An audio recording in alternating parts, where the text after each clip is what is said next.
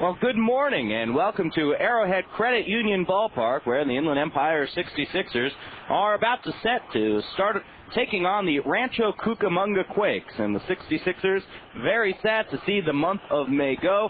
Meanwhile, the Quakes may be crying May Day. They're certainly glad to see the fifth month of the season done with.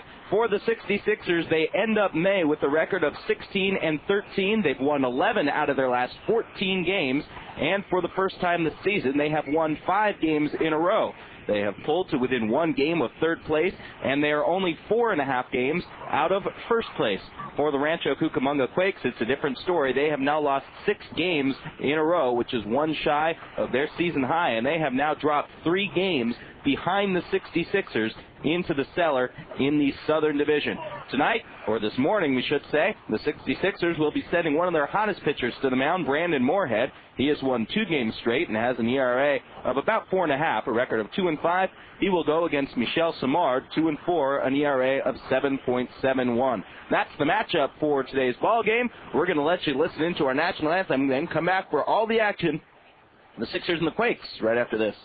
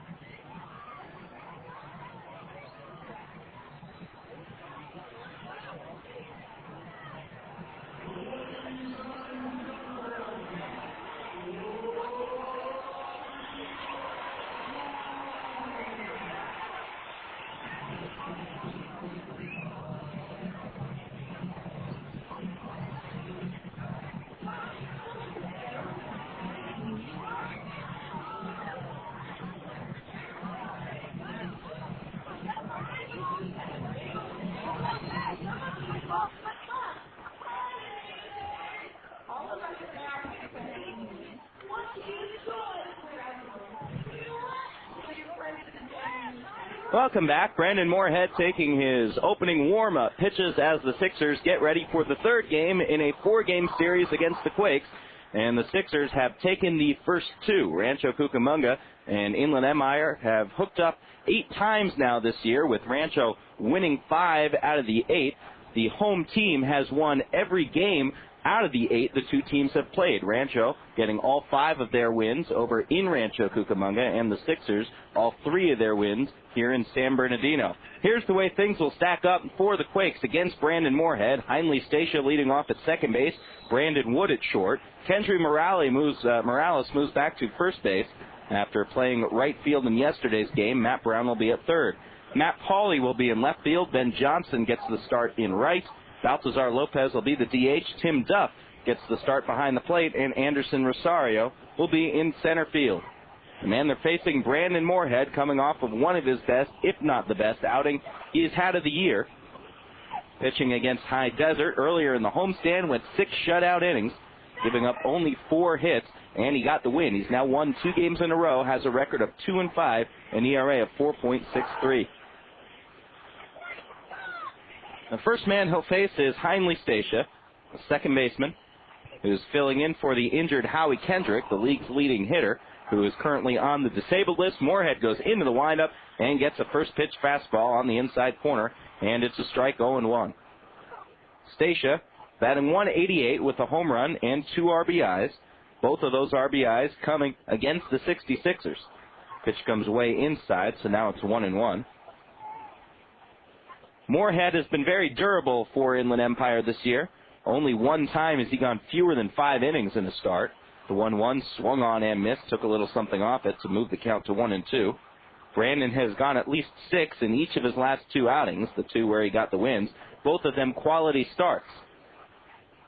Moorhead's 1-2 pitch swung on and missed, and he strikes out Stacia to start the game. The 66ers have had fantastic pitching to go along with their offensive barrage. In fact, if you look at their numbers, again for the month of May, the team led the league in batting average and had the second best earned run average, allowing just over 4 runs per 9 innings in the month of May. Overall, the team ERA is pretty good as well, as Brandon Wood takes a pitch on the outside corner for a strike, 0-1, and particularly of the last little grouping of games, the final couple weeks of May. In the last 8, the team has an ERA of 3.16. Wood turns on a pitch, hits a fly ball to left field, but it'll be playable for Carlos Arroyo, who ranges over towards the line and makes a little scoop basket catch for the second out. Over the last 19 games, the pitching staff has an ERA of 3.63. So they're now down from 4.48, where they were about 2 weeks ago, all the way down to 4.17, the third best in the league, and the first pitch to Kendrys Morales is over for a strike, 0-1. So Brandon Moorhead doing a nice job getting ahead of the hitters here, and has worked a pretty simple first thus far. Here's the 0-1 to Morales. This pitch is a little bit inside, so the count now 1-1. Dixon Sturman, the umpire behind the plate. Jason Millsap on the bases. Kind of an overcast morning, but comfortable. Temperatures in the low 70s. 1-1 is outside, 2 balls and a strike. Sixers have LaHair and Garcia-Parra, Monzon and Rogelstad from first to third. Adam Jones is DHing in today's game to rest his body a little bit. Pitch inside corner for Moorhead, 2-2. Outfield from left to right, Arroyo, Colton, and Garby, as Vladimir Ballantyne gets a day off. Moorhead ready for the 2-2 pitch to Morales. Breaking ball, and this one is pulled into right field, and that will drop in front of Garby for a base hit. So Morales gets a single, and no surprise there. He's hit the Sixers harder than any of the teams he's seen. It is still early on in his career, of course, here in the United States. He's only played in 12 games now, but against the 66ers, hitting better than 300. Against Lancaster and Visalia, the other 2 teams he's seen, only batting 200. Meanwhile, here is Matt Brown, the third baseman, batting .313 with 6 home runs and 31 RBIs. Brown has had a hit in each of the games in this series against the Sixers, and yesterday he started things off in the first inning with a 2-run homer. would end up being the only 2 runs the Quakes would score in the entire game. Here's the pitch to Brown. It's a little bit low. Gets behind Justin Ruckty, and the pitch is a ball. Ruckty behind the plate, playing in his first game in a few weeks, was on the disabled list after rolling an ankle against Lake Elsinore, was activated earlier in the week, and now getting his first game time back in there. And, of course, Brandon Moorhead is on the mound. Pitching from the stretch with Morales at first, Kendry being held on by LaHair. The 1-0 is a fastball, and again it's a little bit low, so the count now 2 balls and no strikes. The Quakes trying to get the things turned around. They are now 7.5 games out of first place, the Storm, with a half-game lead over the Jethawks. And the Quakes have dropped to 3 games behind the 66ers. Moorhead ready for the 2-0. This fastball is lifted into straightaway center field. Now charging in is Colton. He has to dive, and he won't get it. He started back, and then he couldn't come up to get it. It drops in. That'll be charged as a hit. And moving to third on the play is Morales. So Colton, who has played very little center field this year, was a little bit frozen. He started back, as outfielders are trained to do, but the ball wasn't that well hit. Chris had to make a headfirst dive to try to catch it, couldn't get it, and now the Quakes are in business with runners at the corners, albeit 2 outs. Here's Matt Pauley, the left fielder, batting .260 with 5 home runs and 28 RBIs. Pauley had one of the game-winning hits in that series at Rancho Cucamonga, where the Sixers blew 2 saves in back-to-back days, a couple of morning games over there. Sixers lost 1 in the 9th and 1 in the 11th. Here's the pitch to Pauley, and that one is low, so 1 ball, no strikes. Moorhead started the inning easily enough, striking out Stacia and getting Wood to fly out, but now in a bit of a jam. Brandon from the stretch, the 1-0 delivery is high and away, so it's now 2 balls and no strikes. Moorhead's control has been very good on the year. That's what's kept him close in most of the games he's pitched this season. Hasn't walked more than 3 in any particular outing. And on the season, only 17 walks in 56 innings. 2-0, that one is chopped over to second base. Garcia-Parra backs up on it, and he will flip to first for the out. So no damage done despite the 2 hits and 2 runners left on. We'll go to the bottom of the first inning. Rancho Cucamonga, nothing. Inland Empire coming up.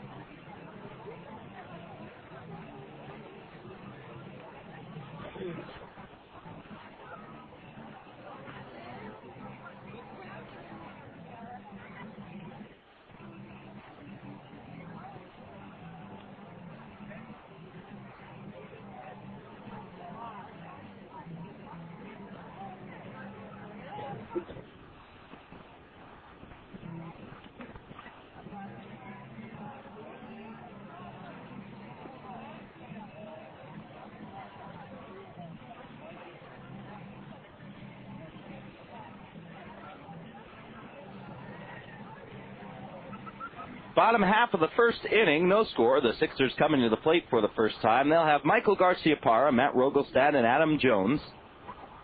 Bryan LaHair, Eric Monzon, Carlos Arroyo, and B.J. Garby, Justin Ruckty, and Chris Colton.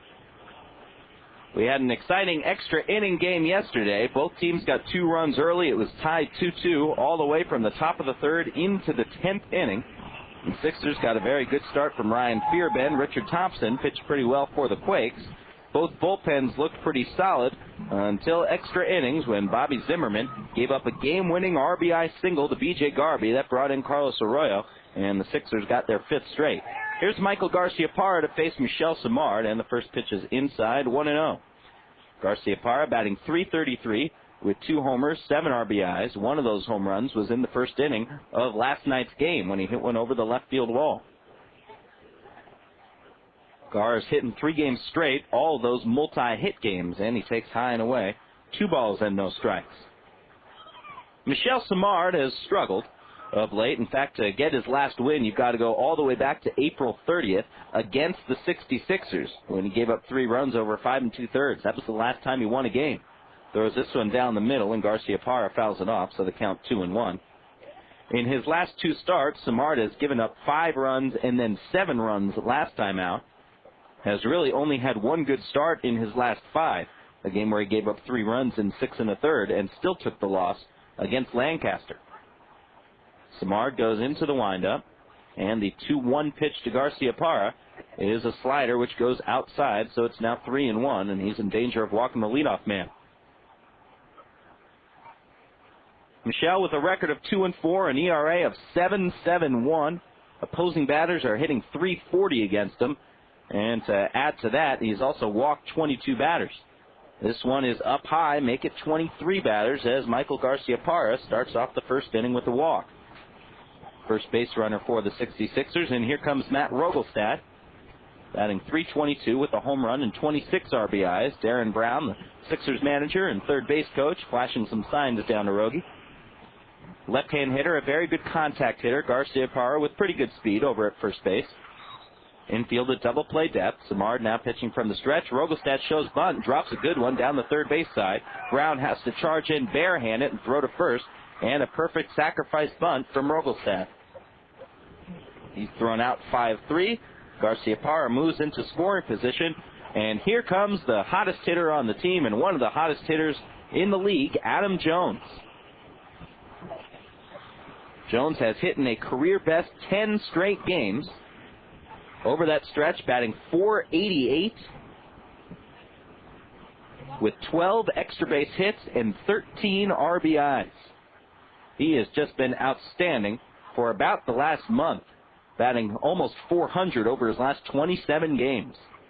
Right-hand shortstop is DHing today, steps in. First pitch from Simard is a slider outside and in the dirt. Nice block by Tim Duff, and the count 1-0. Overall in the season, Jonesy batting .314. He has 8 home runs and 32 driven in. So far in the series, 4 for 8 with a home run, a triple, and a couple of RBIs. Was 1 for 4 yesterday with the triple, but he also struck out 3 times. Garcia-Parra leading from second.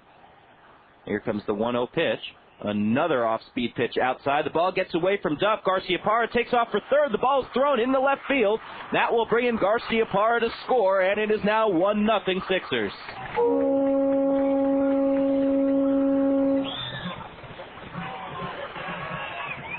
So a wild pitch allows Garcia-Parra to go to third, and then an error on Tim Duff will bring in the run, and the 66ers go ahead. Well, that's one way to do it. Putting together a run without a hit. All you have to do is walk, get sacrificed over, induce a wild pitch, and then get the catcher to throw it into left field. It's a pretty simple recipe for the first run of the game. Here's the 2-0 pitch to Jones. This one swung on, hit off the fist in the shallow right field. Should be a play for Johnson. He looks up into the clouds and makes the catch over by the right field line, and that's the second out of the inning. Here comes Bryan LaHair. Bryan was a late scratch from yesterday's game after suffering from a migraine headache, which forced the 66ers and Darren Brown to do some juggling of their lineup. Matt Hagan got the start at first base instead and had a couple of hits, but the Sixers certainly don't want Bryan LaHair out of their lineup too often, batting .294 with 6 homers and 39 RBIs. First pitch to Bryan is a fastball outside, so the count 1-0. Outside of the balls that have been hit by Rogelstad and Jones, Simard has only thrown 1 strike thus far. Does get one in here on the outside corner, so it's 1-1. LaHair's been swinging the bat pretty well in the homestand. Has 6 hits and 14 at-bats. He's knocked in 5 runs. The 1-1 is inside, so the count 2-1. LaHair and Vladimir Ballantyne are both tied for 6th in the league with 39 RBIs. And Bryan is tied for 3rd in the month of May with 27. Takes this one off the plate, so the count now 3-1. Bryan, who at times looked a little bit overmatched in April, has really made some strong adjustments, is doing a better job using the whole field, and has really been a valuable contributor in the past month. There's a ground ball up the middle. It'll be a tough play for Station. Goes into center field for a base hit. So despite the fact that the Sixers already have a run, that would be their first hit of the game. LaHair is now hit in 2 straight. And here comes another one of the red-hot 66ers. About as red as the jersey he's wearing on his back today, Eric Monzon. Eric missed 22 games with a pulled hamstring. And the way he's hitting, you wouldn't think he's missed a beat. Has a 7-game hit streak. 4 before going on the DL, 3 after. And in 6 games in a row, has had at least 2 hits. First pitch is another slow breaking ball, and that one is outside, 1-0. Monzon, whose batting average had fallen down into the 220s before he got hot, is now up at 330 with 3 homers and 13 RBIs. Playing short today, only the 2nd time this season he's done that. Samard steps off. Monzon did not play in yesterday's game, DH'd Monday night, going 3 for 4 with a couple of doubles. The 1-0. Fastball swung on, lifted in foul territory, first base side. Morales coming over near his dugout on the dirt, and he makes the catch in foul territory for the final out. But the Sixers get a gift run. Garciaparra walks, gets sacrificed over, moves to 3rd on a wild pitch, and scores on an error, a costly error by catcher Tim Duff. And as we go into the 2nd inning, the 66ers are up 1-0.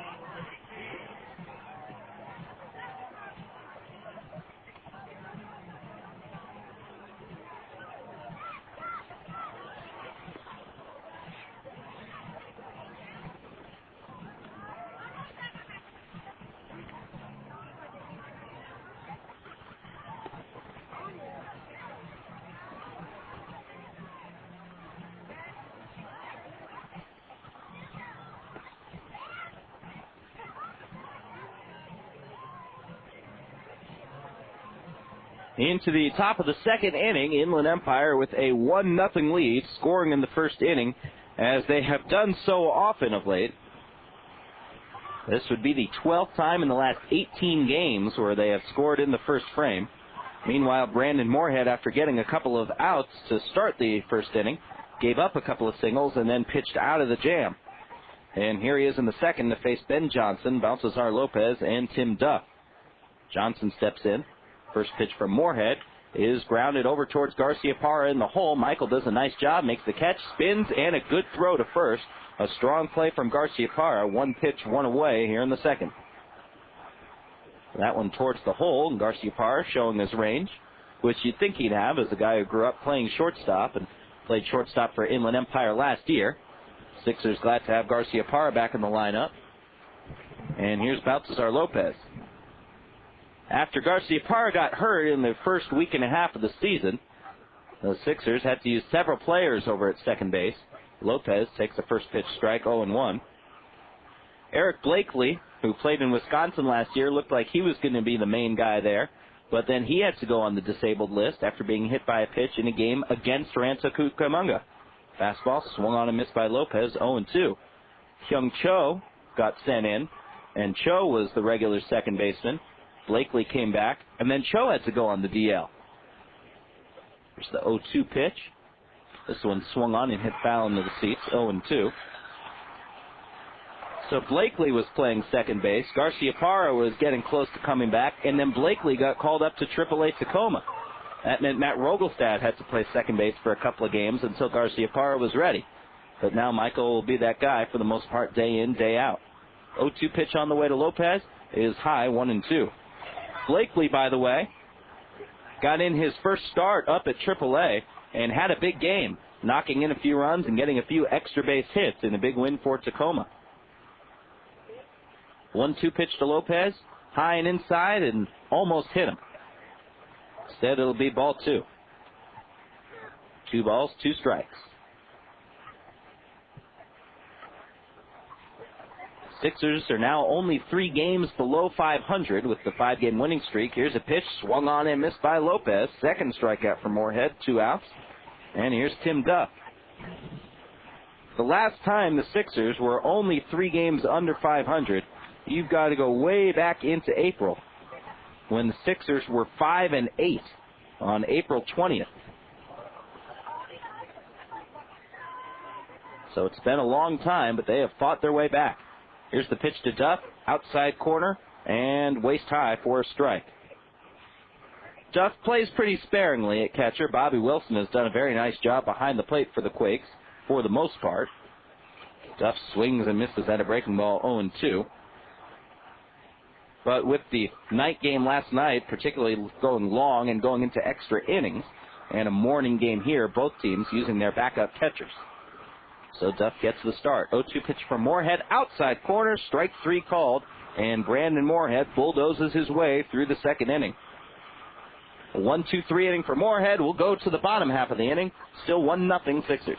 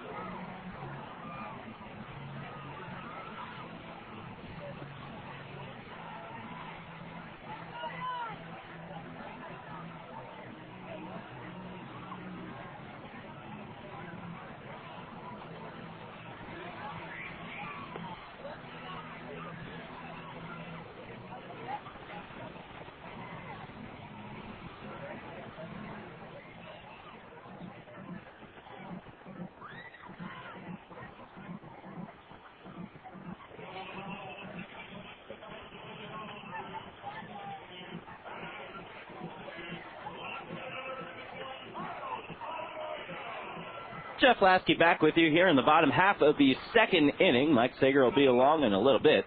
1-0 in favor of the 66ers. Carlos Arroyo starting things off in the bottom of the second and lifts one into center field. Rosario's backing up in front of the warning track, backpedals a little bit, and he catches up to it and makes the catch for the first out. So Arroyo goes chasing the first pitch and hits it deep to center, but will get nothing to show for it except another out. And here comes B.J. Garby, the hero of yesterday's game. Got the game-winning hit in the bottom of the 10th. Comes in batting .261 with 3 homers and 22 RBIs. But he is having what is probably the best offensive stretch of his career. First pitch down and away, 1-0.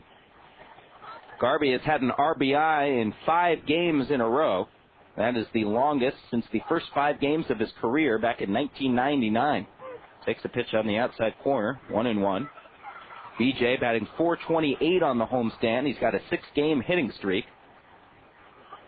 And he rips one deep into left field. This one going back towards the wall. Paulie looks up. It is over the wall. A home run for Garby. It is 2-0 Sixers.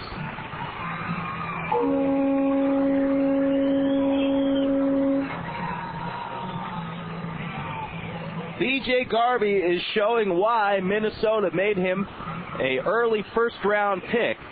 It was many years ago, back in 1999. It may have taken a while, but as BJ told us yesterday on the pregame show, he thinks he's figured it out. Michel Simard leaves a pitch on the inside part of the plate. Garby makes him pay for it.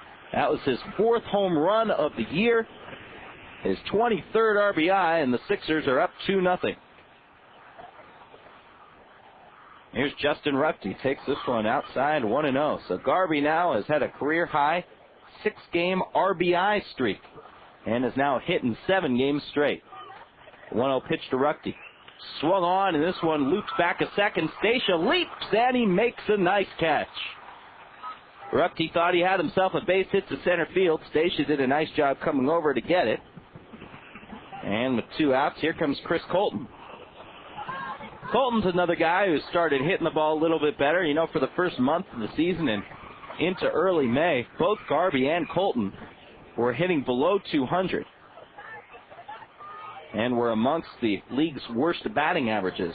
But no more for either of them. Garby, of course, is up over 260, and Chris Colton, in a little bit less playing time, has gotten over 220. Takes the first pitch down and outside, 1-0. And the next pitch on the way is in the same spot. 2 balls, no strikes. Colton has 11 hits in his last 29 at-bats. Takes another one outside, 3-0. That batting average translates out to 379. And he also has 5 RBIs of late on the season, batting .223 with no homers and 9 ribbies. Simard back into the windup, the 3-0 pitch. Colton swinging 3-0, and he fouls one off the first base side. So the count 3-1.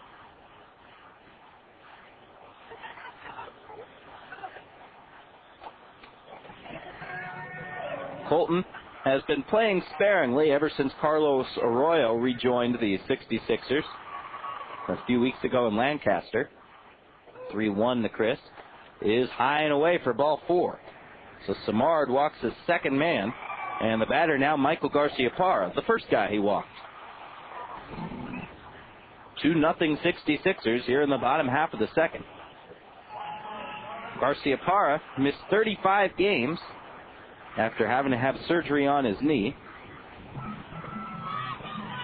Hopes he is finally healthy. Missed a good chunk of last year as well, although he did start to play well once he returned, and Michael has hit pretty well in his limited action this year. Takes the first pitch inside, so the count 1-0. Colton is always a threat to steal from first. He has good speed. He's stolen 3 bags, but he has also been caught 3 times. And now catcher Tim Duff will go out to the mound to chat with Simard.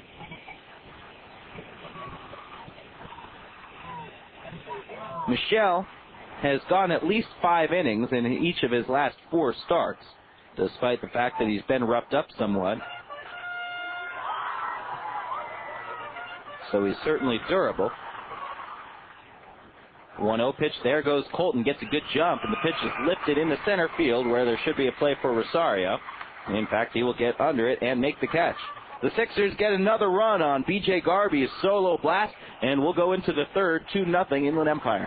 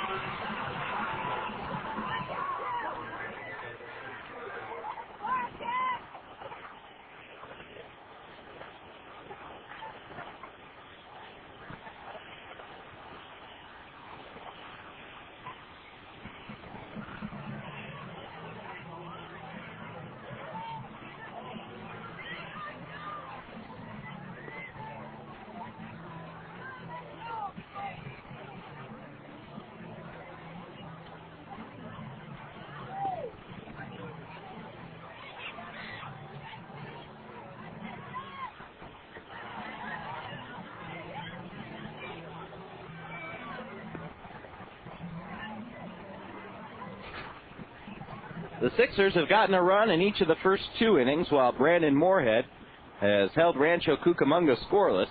So we go to the 3rd inning, 2-0 Inland Empire. Anderson Rosario, Heinley Stacia, and Brandon Wood coming up. Remember, Moorhead threw 6 shutout innings in his last start and finished his start before that by pitching 3 shutout innings.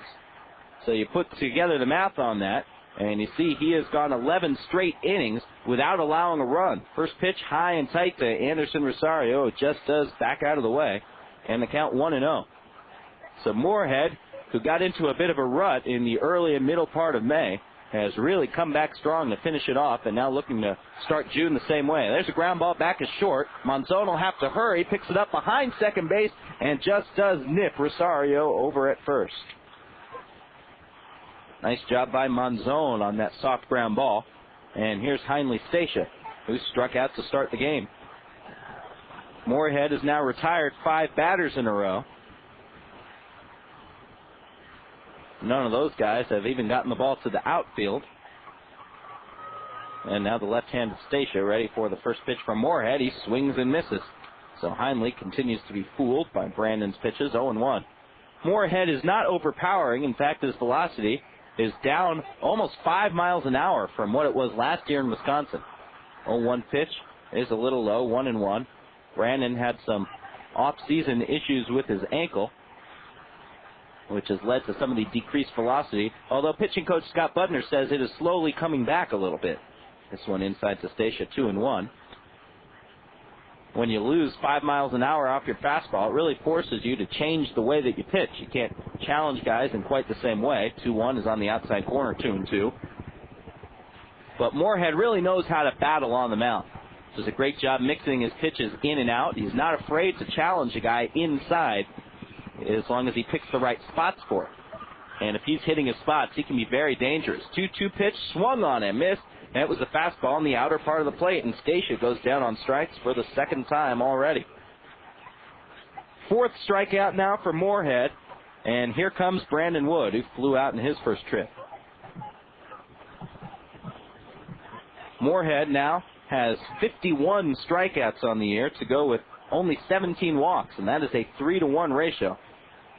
Very well done by Moorhead. First pitch to Wood is a little bit low, so the count 1-0.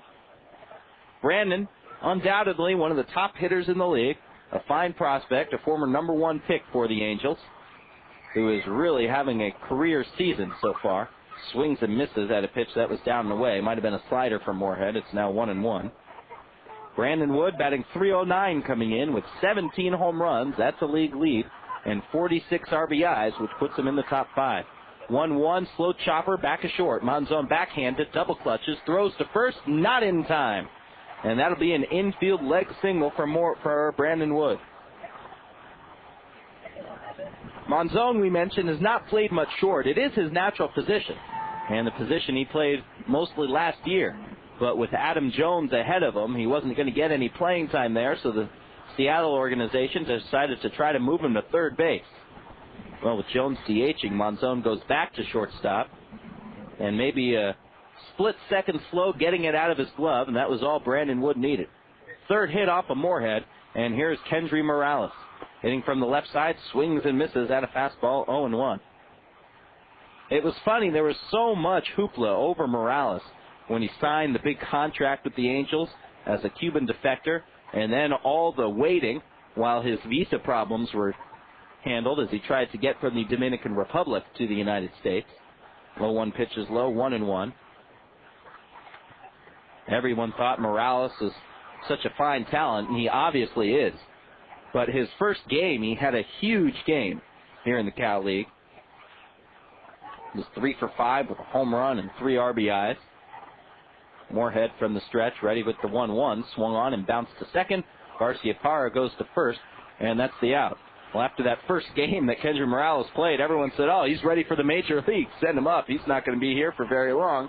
And he's proved that he does have a few things to learn, as his average has now fallen below 270. Another solid inning for Moorhead. No runs, a hit, no errors, a man left. We'll go to the bottom of the 3rd. 2-0, 66ers lead.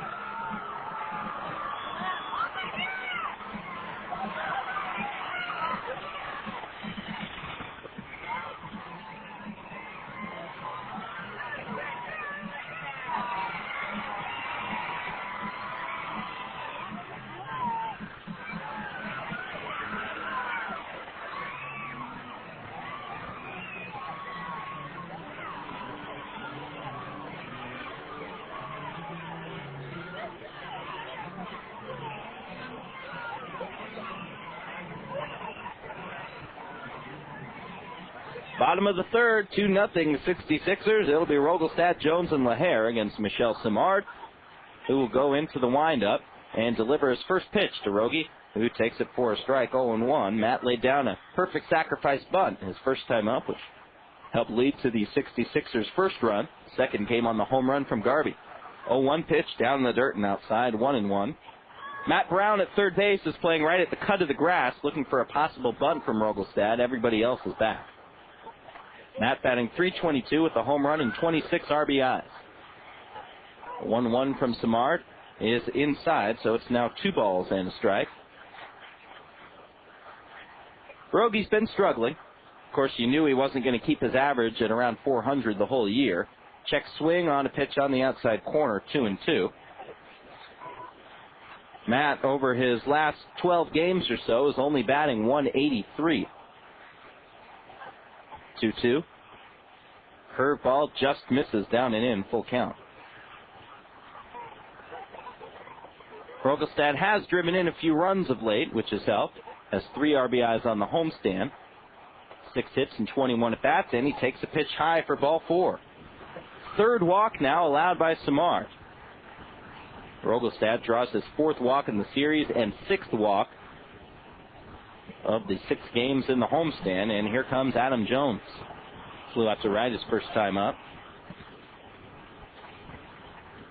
Simard has already walked 3. His season high is 5. That was on the 24th of April, a game against the Jethawks. Here's Jones. He's hitting 10 straight ball games. He's been an extra base hit machine. Pitch, fastball low, so it's 1 ball, no strikes. Bryan LaHair waiting on deck. This is the part of the order that has really revitalized the 66ers over the last month. The guys who the Mariners suspected had the talent to do it have been proving it. Throw to first, Rogolstadt gets back. The 3, 4, 5 hitters in the 5 games on the homestand have 24 RBIs. I mean, that's almost 5 per game. And it's helped the Sixers outscore the Mavericks and the Quakes 47-16. Well, that is fantastic. Pitch misses outside again, 2-0, and this is why Jones has been successful. Yesterday kind of had a case of the yips and started swinging some bad pitches again, but Adam, for the most part, has really adjusted and become much more patient at the plate. Doesn't chase as many bad pitches, looks for his pitch, and then hammers it. 2-0. Swung on and popped up on the infield. That was a good pitch, and Adam got under it. Stacia, the second baseman, should have it. Looked like he might have lost it for a second, the sun, but recovers to make the catch. Starting to get a little bit brighter as the sun starts peeking through the marine layer that's hanging over the ballpark. After blowing in from the coast, 1 away, and here's LaHair, singled up the middle, his first time up. Bryan missed yesterday with migraines and didn't get a chance to talk with Bryan about it today. But for some people, migraines can be very debilitating.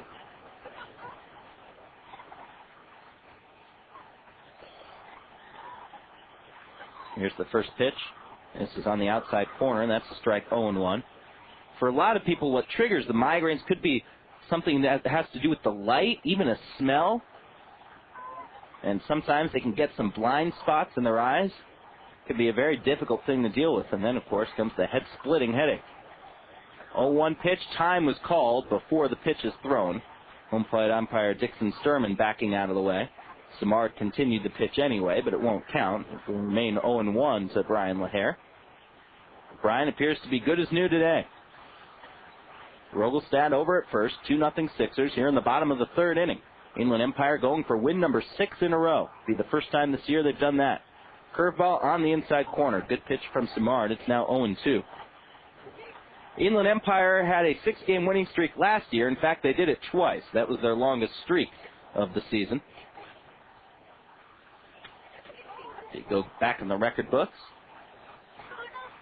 The 0-2 pitch. Rogolstadt bluffs. A curveball down the middle. Strike 3 called. LaHair never got the bat off his shoulder, and Simard rings him up. First strikeout for Michel. 2 outs. Here's Eric Monzon.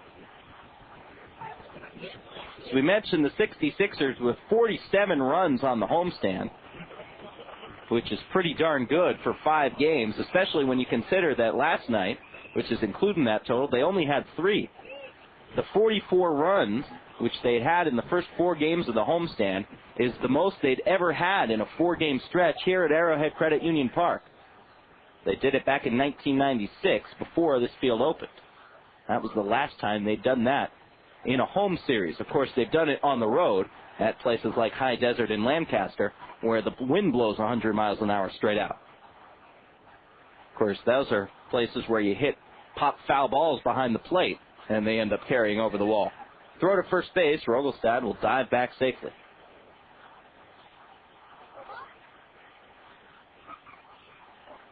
Being held on by Kendrys Morales. Monzon still waiting for the first pitch. Another throw over to first base. Samard really whips it over. Both times he's thrown over there, first base coach Henry Cotto has ducked, thinking that the ball might head straight for him. Here's the pitch. Curveball misses inside.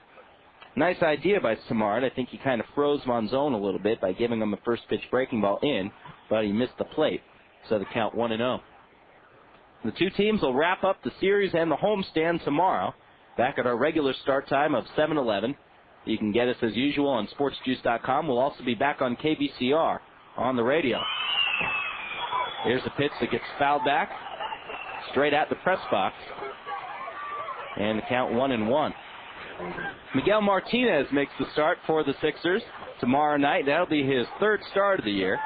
After pitching out of the bullpen the first month and a half, he has a record of 1-1 with an ERA of 6.18. Chris Hunter will make the start for the Quakes, 4-3, 4.12. There goes Rogelstad. The pitch was high. The throw is offline, and that is a stolen base for Rogie. He got a pretty good jump, and the throw was not good enough to get him. The pitch was high to run the count to 2-1. For Matt Rogelstad, that is stolen base number 3. So the Sixers now with a man in scoring position and 2 out, and that seems to be their favorite way of working. The other night when they scored 12 against the Quakes, 8 of them came with 2 outs in the inning. 2-1 pitch to Monzon, swung on, pulled foul. Darren Brown flashed a hand out to try to grab it, but it went past him, and the count 2-2. This will be the last of our 4:11 a.m. starts here in San Bernardino this year. Another education day. There are several hundred, probably more than 1,000 kids out here enjoying themselves at the ballpark from elementary schools all across the Inland Empire. But with school getting out in a few weeks, this will be the last chance we get to do this year. We had 2 of these at Rancho Cucamonga last week when they started at 10:30. Curveball way inside to Eric Monzon. The count now full. So Rogelstad waiting over at scoring position. Monzon trying to increase the Sixers' 2-0 lead and at the same time extend his hitting streak to 8 straight. Right-hand hitter wearing number 10. Holding the bat above his head. Samard takes a while to get set. Now he comes ready. And the 3-2. Curveball inside, ball 4. Boy, the 66ers are showing some outstanding patience at the plate. They've now drawn 4 walks and only struck out once. So Monzon at first, runners at first and second. Henry Cotto over to give a few hitting tips to Monzon. Henry got a few hits during the course of his major league career. You might remember, came up with the Cubs in the early 80s. Played with the Yankees, then the Mariners for the longest stretch. Finished his career in Detroit with the Tigers.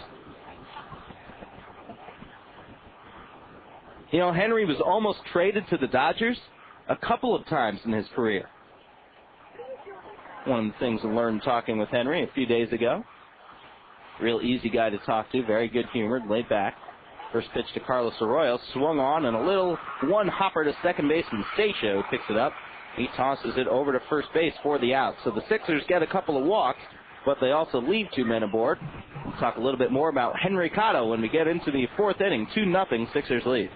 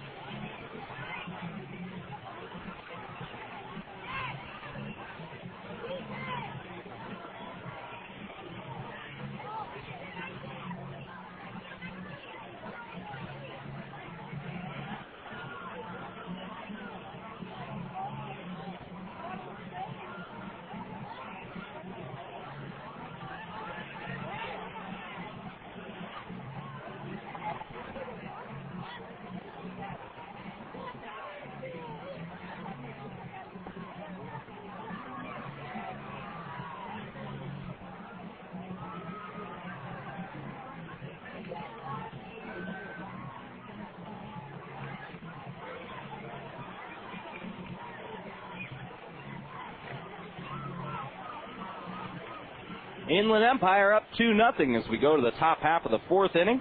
It'll be Matt Brown, Matt Pauley, and Ben Johnson coming up to the plate. It was funny, it was pointed out yesterday, I believe, by one of the newspaper reporters who's here covering the game, that between the two teams there were 4 Matts in the starting lineup of yesterday's game, 2 for each team. First pitch is on the outside corner. That's a strike to Matt Brown, and the count 0-1. The Quakes have managed 3 hits against Brandon Moorhead, have not scored against him. Here's the 0-1 pitch, swung on and lifted foul out of play, back behind the plate, and slicing towards the first place side. And Moorhead is now out in front, 0-2. We were talking about Henry Cotto, the 66ers batting coach. Henry was almost traded to the Dodgers very early in his career, before he'd ever gotten to the big leagues, when he was in the Chicago system. Was thrown out there as part of the trade that eventually sent Ron Say from the Dodgers to the Cubs. 0-2, ground ball to Monzon. Eric picks it up and has plenty of time to go to first to get Brown, 1 away. Then Henry Cotto came close to being traded to the Dodgers again in 1987. That was when Fred Clare had taken over as GM of Los Angeles. The Dodgers needed a center fielder. It came down to John Shelby or Henry Cotto. And it turned out that one of the Dodgers scouts, old-timer Sweet Lou Johnson, as the pitch comes down and in 1-0, had known Shelby because they were both from the same part of Kentucky. And that gave John Shelby the edge. And so it was he instead of Henry Cotto, as the pitch comes inside 2-0, who was the starting center fielder for the team that won the World Series in 1988. But it might have been our man Henry. 2-0 pitch, misses down and away. Moorhead falls behind 3-0. Brandon has not yet walked a batter in the game, while he has struck out 4. Moorhead going into the windup. The 3-0 pitch is down the middle, swung on by Pauley, and chopped to second base. Garcia Parra throws a little offline, but LaHair gives him plenty of target and has plenty of stretch to make the catch. And there's 2 outs. So Moorhead, whose consecutive shutout inning streak is now up to 12, has gotten 2 outs here in the top of the 4th. And the batter, Ben Johnson, who also grounded out to Garcia Parra. Pauley's done that twice in this game. First pitch fastball, swung on and missed. The count 0-1. Boy, Brandon has really come into form. A big kid from Georgia. Was a guest on our pregame show not too long ago. 0-1 pitch, swung on and fouled at the plate, 0-2. Brandon said people give him a pretty hard time about his accent out here. And if you heard him on our show, you know that he definitely has that southern boy feel to him. And he says people out here have been just great. He's got nothing to complain about. He says it's a very different atmosphere, but he's enjoyed it. Brandon always has a smile on his face, seems so loose and laid back, but then get him out on the mound, and pitching coach Scott Butner says he really knows how to compete. 0-2 pitch was down in the dirt, swung on and missed. Ruckty will pick it up and fire to first, and that'll be the 5th strikeout in the first 4 innings from Brandon Moorhead. Second time he's put the Quakes down in order, and we'll go to the bottom of the 4th, 2-0 Inland Empire.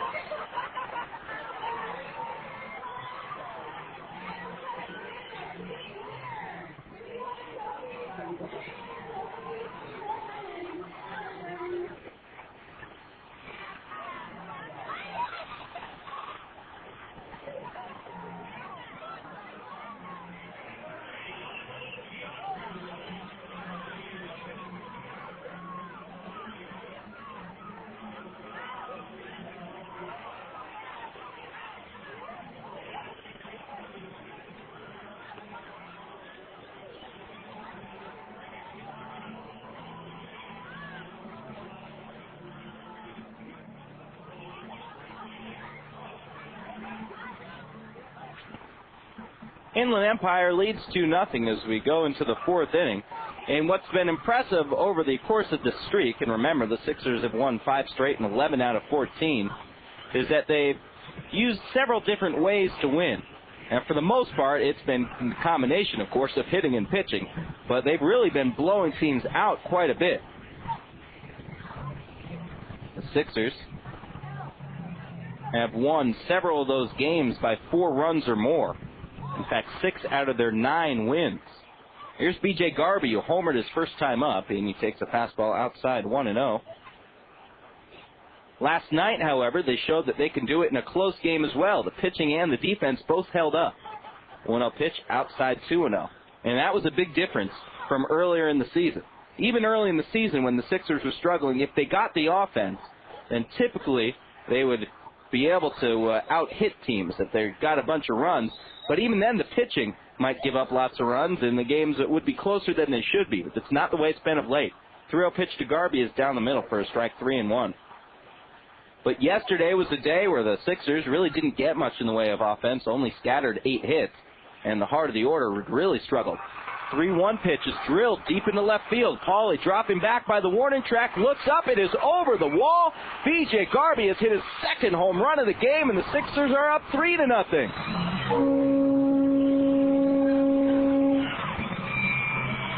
Wow, B.J. Garby.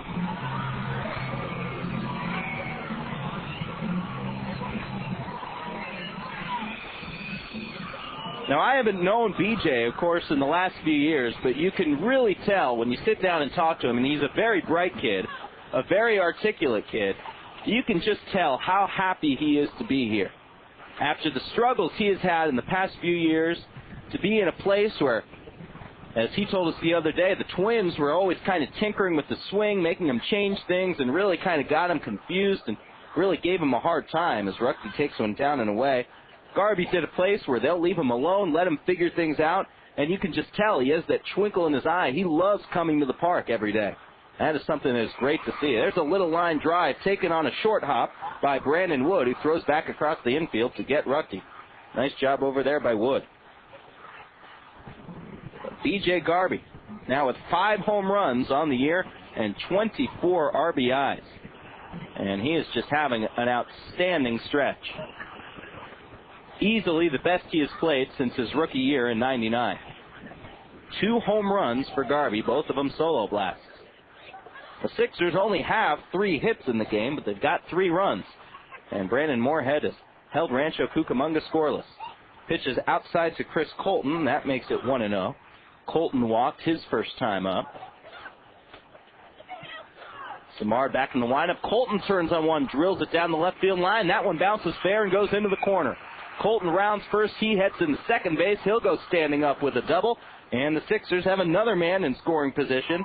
And there's still only 1 out here in the 4th.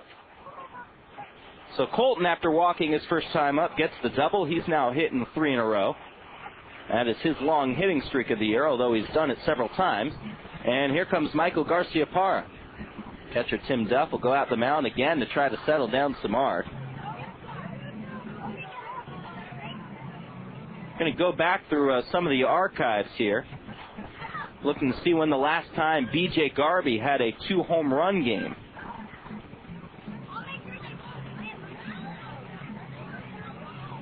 Meanwhile, Garcia-Parra steps in. Michael has walked and flown out to center field. Colton leading off from second. Here's the first pitch to Garcia-Parra, down in the dirt. It gets behind Duff, but he knocked down enough that Colton won't be able to go to third. Let's see, last time B.J. Garby hit 2 home runs in a game was April of last year, the 25th, when he was playing for New Britain in Double-A, the Eastern League. So B.J. Garby playing some great baseball. Hitting better than .430 here on the homestand with 10 RBIs over these 5 games. Samard ready for the 1-0 pitch to Garcia-Parra. This one way outside again, so it's 2-0. Samard has been wild. There's no doubt about that. giving up the 4 walks already.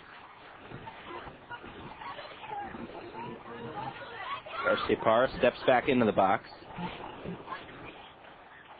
Samard used 58 pitches through the first 3 innings. No one throwing in the pen yet. Here's the pitch. This one is grounded over towards third base. Nice job by Brown of picking it up on the short hop. He holds Colton at second and goes to first for the out. Well played by Matt Brown. 2 away, and here's Matt Rogelstad. Rogie has not had an official at bat yet. He has sacrificed and walked. Yesterday, he walked 3 times, and in the end was 0 for 2.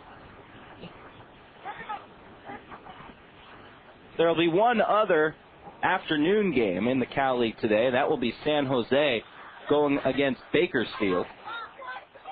Everything else will be at night. Rogelstad takes the first pitch for a strike, 0-1. Modesto will be at Lake Elsinore, High Desert at Lancaster, and Visalia at Stockton. Next pitch was down in the dirt, and Rogelstad swung anyway, so the count 0-2. Colton, who doubled a few batters ago, still waiting for a ride home. He's standing over at second. 3-0, 66ers lead. They've already gotten another here in the 4th on B.J. Garby's second home run in as many at-bats.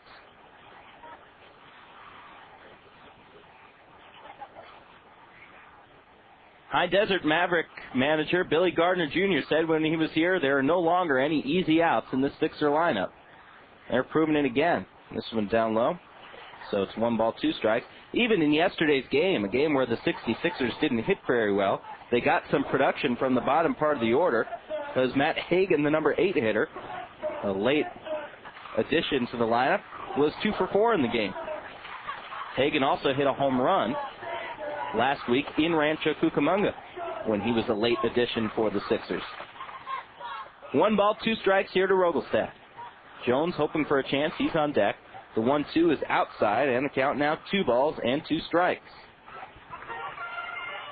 Sixers have gotten 1 each in the 1st, 2nd, and 4th. The 2-2 to Rogelstad, down and in. So after starting 0-2, Michel Samard has gotten a case of the wilds, and the count is now full.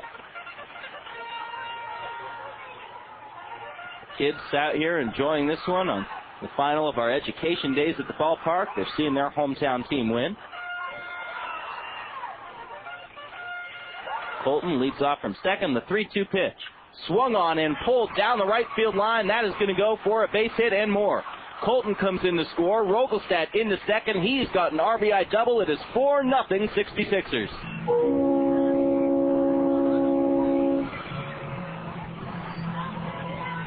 So Rogelstad finally gets an official at bat after sacrificing and walking. He gets an RBI double, his 27th run knocked in of the year.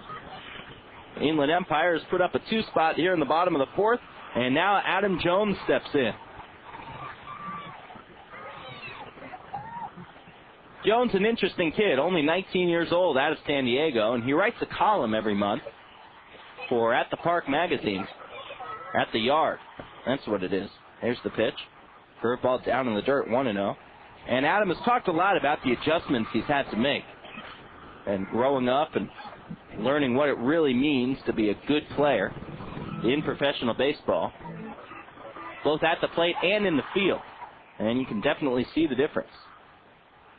1-0 pitch, that is low, 2-0. Yesterday, he made an incredible play where he had to go all the way back into the hole at shortstop in the shallow left field on a ground ball, no less, and he turned around and threw a perfect strike to first and got Kendrys Morales. I mean, it was an unbelievable play. Here's the 2-0. Outside, 3 balls and no strikes. He made another play earlier this year on a ball in the other direction that was back at second base, where he ran into shallow center field, spun through while coming out of the spin, and got the out. He has all the tools. Here's the 3-0. That one down the middle. Adam taking all the way, 3-1. Jones can run, he can hit for power. When he's hitting really well, he's going the opposite direction, has incredible power to the right center field gap. He's got a great arm. He's got great range. He just needs experience. He just needs to see more there's no wonder that he's thought to be the heir apparent to shortstop a few years down the line up in Seattle.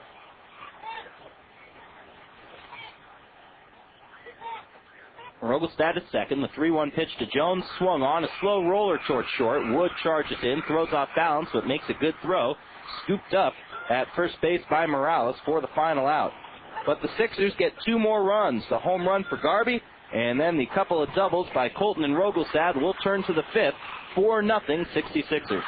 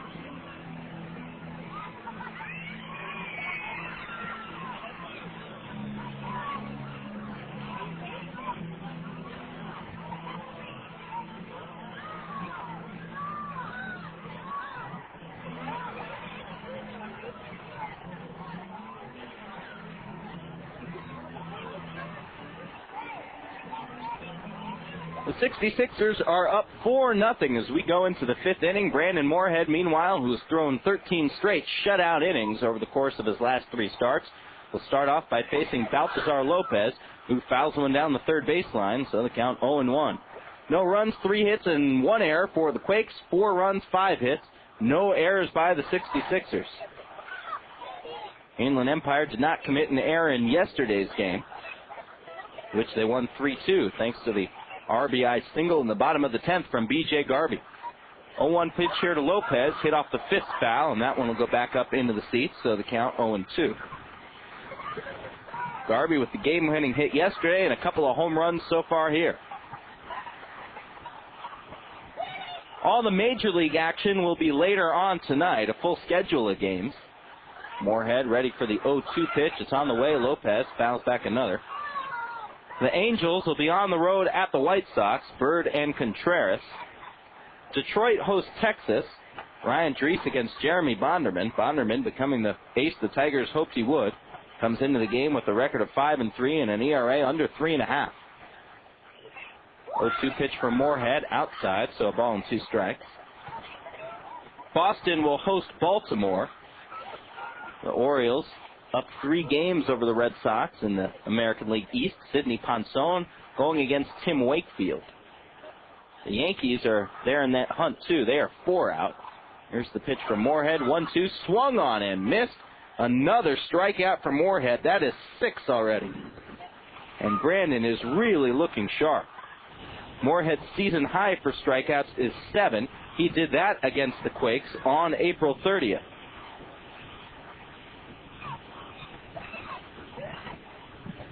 The Yankees will be at Kansas City. Randy Johnson will be making his 500th game appearance of his career. Curveball misses a little bit high. 1-0 to Tim Duff. Johnson going against Carrasco. Randy 5-3, an ERA of 3.99. 1-0 pitch. Duff takes a fastball at the knees for a strike. 1-1. Minnesota will host Cleveland. That'll be Lee and Radke, a couple of pitchers with an ERA under 4. Next pitch to Duff. Misses the outside corner, now 2-1. Oakland will play Tampa Bay. Barry Zito, who's really struggled, 1-6 this year, going against Hendrickson. Next one from Moorhead, swung on a little looper into center field. Actually, it's pretty well hit. Colton will have to race back. Didn't look like it was that well hit when Duff hit it, but Chris will catch up to it. And there's now 2 outs. That'll bring up Rosario, who is 0 for 1. Wood, Morales, and Brown have the 3 hits against Moorhead, the 2, 3, 4 hitters. Everyone else has been shut down. The Mariners will send Gil Mesh to the mound tonight against Toronto. That one in Seattle. Mesh is 4-3. Has an earned run average higher than 5. Here comes the pitch. Broken bat, ground ball to short. Monzon backhands it. Has to make a strong throw, but he does that. And that will be the final out of the inning. So Brandon Moorhead has now gone 1, 2, 3, 2 innings in a row. He's retired 7 in a row. He's thrown 14 shutout innings in a row. And we'll turn to the bottom half of the 5th. Inland Empire up 4-0.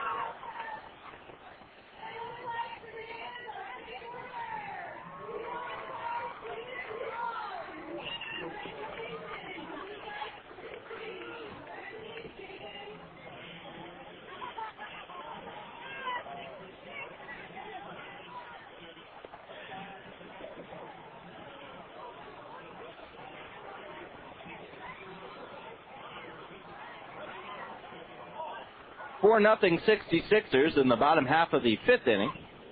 LaHair, Monzon, and Arroyo coming up. Tonight over in the National League, the Chicago Cubs will try to take another from the Los Angeles Dodgers. Poranco will make his Major League debut from the Cubs. Derek Lowe will start for L.A. Lowe 4-4 this year with an ERA of 3.11.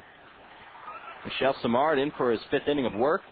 And his first pitch to Bryan LaHair is taken down and in. So the count 1 ball and no strikes. LaHair has continued to hit very well, although his power numbers have gone down somewhat. So an inside 2-0. It's been a while since Bryan has hit a home run. A few weeks at least. He has not hit a home run yet here at Arrowhead Credit Union Park. They have all come on the road. Takes a big cut at a breaking ball and misses 2-1. San Diego will host Milwaukee. That will be Davis and Lawrence. St. Louis is at Colorado. Matt Morris, 5-0. Going against Kennedy, 3-5. This one inside to LaHair, and the count now 3-1. Bryan has singled in his 2 at-bats. Also struck out. Next pitch on the way. Just catches the outside corner with a curve. Full count. Houston will host Cincinnati. Ramon Ortiz and Roy Oswald.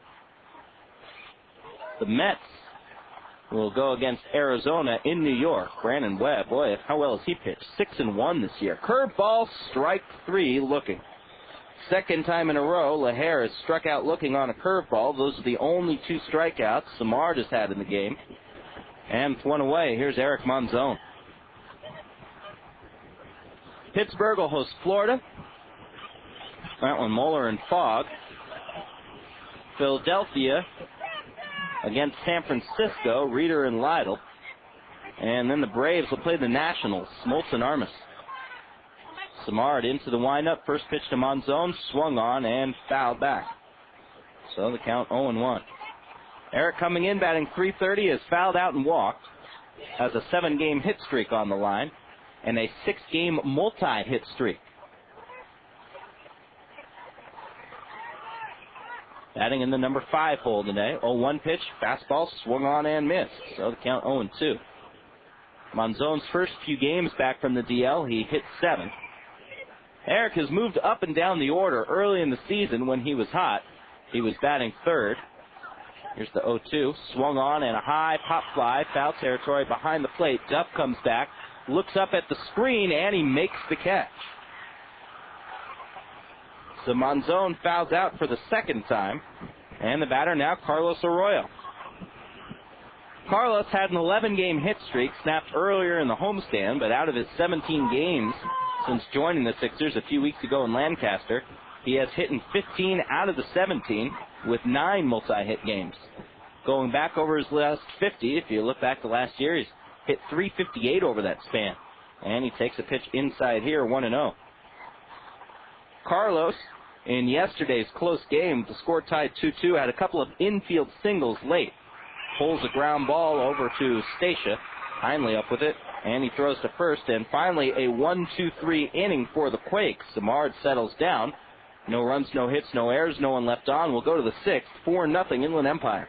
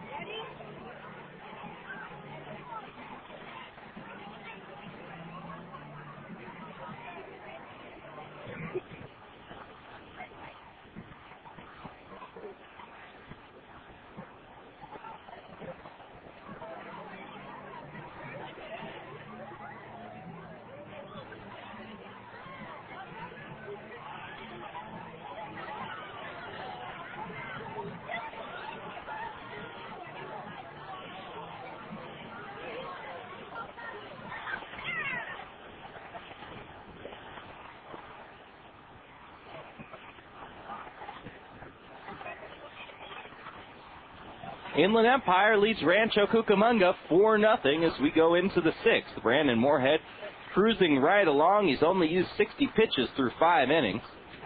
Brandon's longest outing of the year was 7. He's done that one time, and that was his 2nd start of the season up at High Desert. Has gone 6 in his last 2 outings. He's got the top of the order facing him here, and Heinley Stacia will step up first, takes a pitch inside to count 1-0. Stacia has struck out both times at the plate in the game. Moorhead back in the windup, the 1-0 pitch on the inside corner with the fastball, 1-1. Same 2 teams will wrap up the homestand tomorrow. Chris Hunter on the mound for the Quakes against Miguel Martinez for the 66ers. Here's the 1-1 pitch. This one fouled back, 1-2. The Sixers will have a few more roster changes coming. Hyung Cho is due to come off the disabled list shortly, having recovered from the game last week at Rancho Cucamonga where he got hit in the face while making a play at second base. Required several stitches. This pitch high for Moorhead, 2-2. And the Sixers also have a pitcher in town who is not on their active roster at the moment, but who flew in from Wisconsin, and that would be Mumba Rivera. Here's the 2-2 pitch. Swung on, hit foul off the third base side, and out of play. Stays 2-2. Rivera was pitching outstanding baseball for the Timber Rattlers down at low A, a record of 7-0, and on ERA right around 3. So he is here in San Bernardino, but has not been placed on the active roster. 2-2 pitch swung on and missed, and Stacia has K'd 3 times against Moorhead. 7th strikeout of the game for Brandon. That ties a season high. And with 1 out, batter is Brandon Wood, who is 1 for 2. Looking at some of the games from yesterday, there's about 3 weeks, maybe a little more left in the first half of the season, you realize, as Wood fouls one back to the screen, 0-1. Lake Elsinore pulled back in front of Lancaster, thanks to an 8-2 win over Modesto.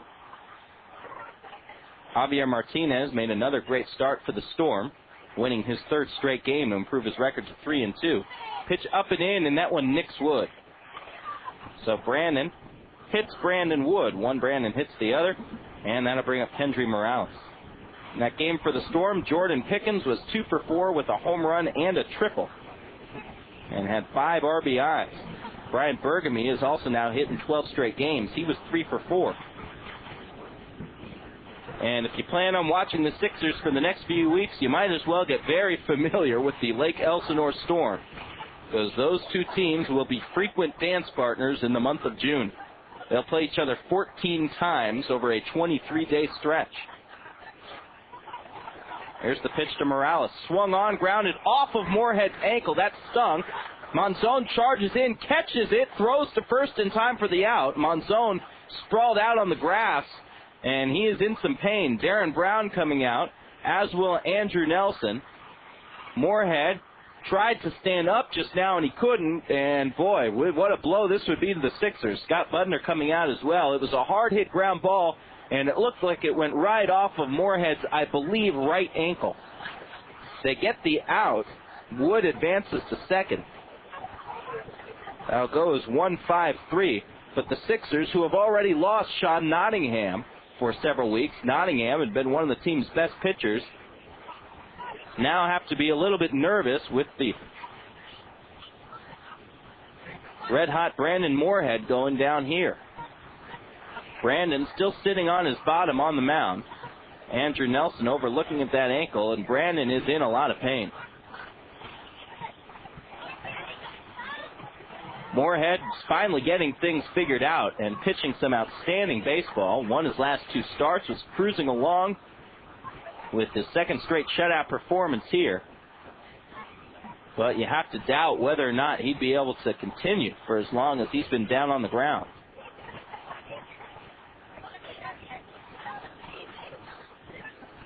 They are from here, it looks like, looking at his right ankle. Now they're going to try to get Brandon to stand up. He did stand up, and he's walking around somewhat. So that's a very good sign. They've not made any kind of signal to the bullpen. Of course, if Moorhead does have to come out here, whoever will come in relief will have as many pitches as they need to loosen up.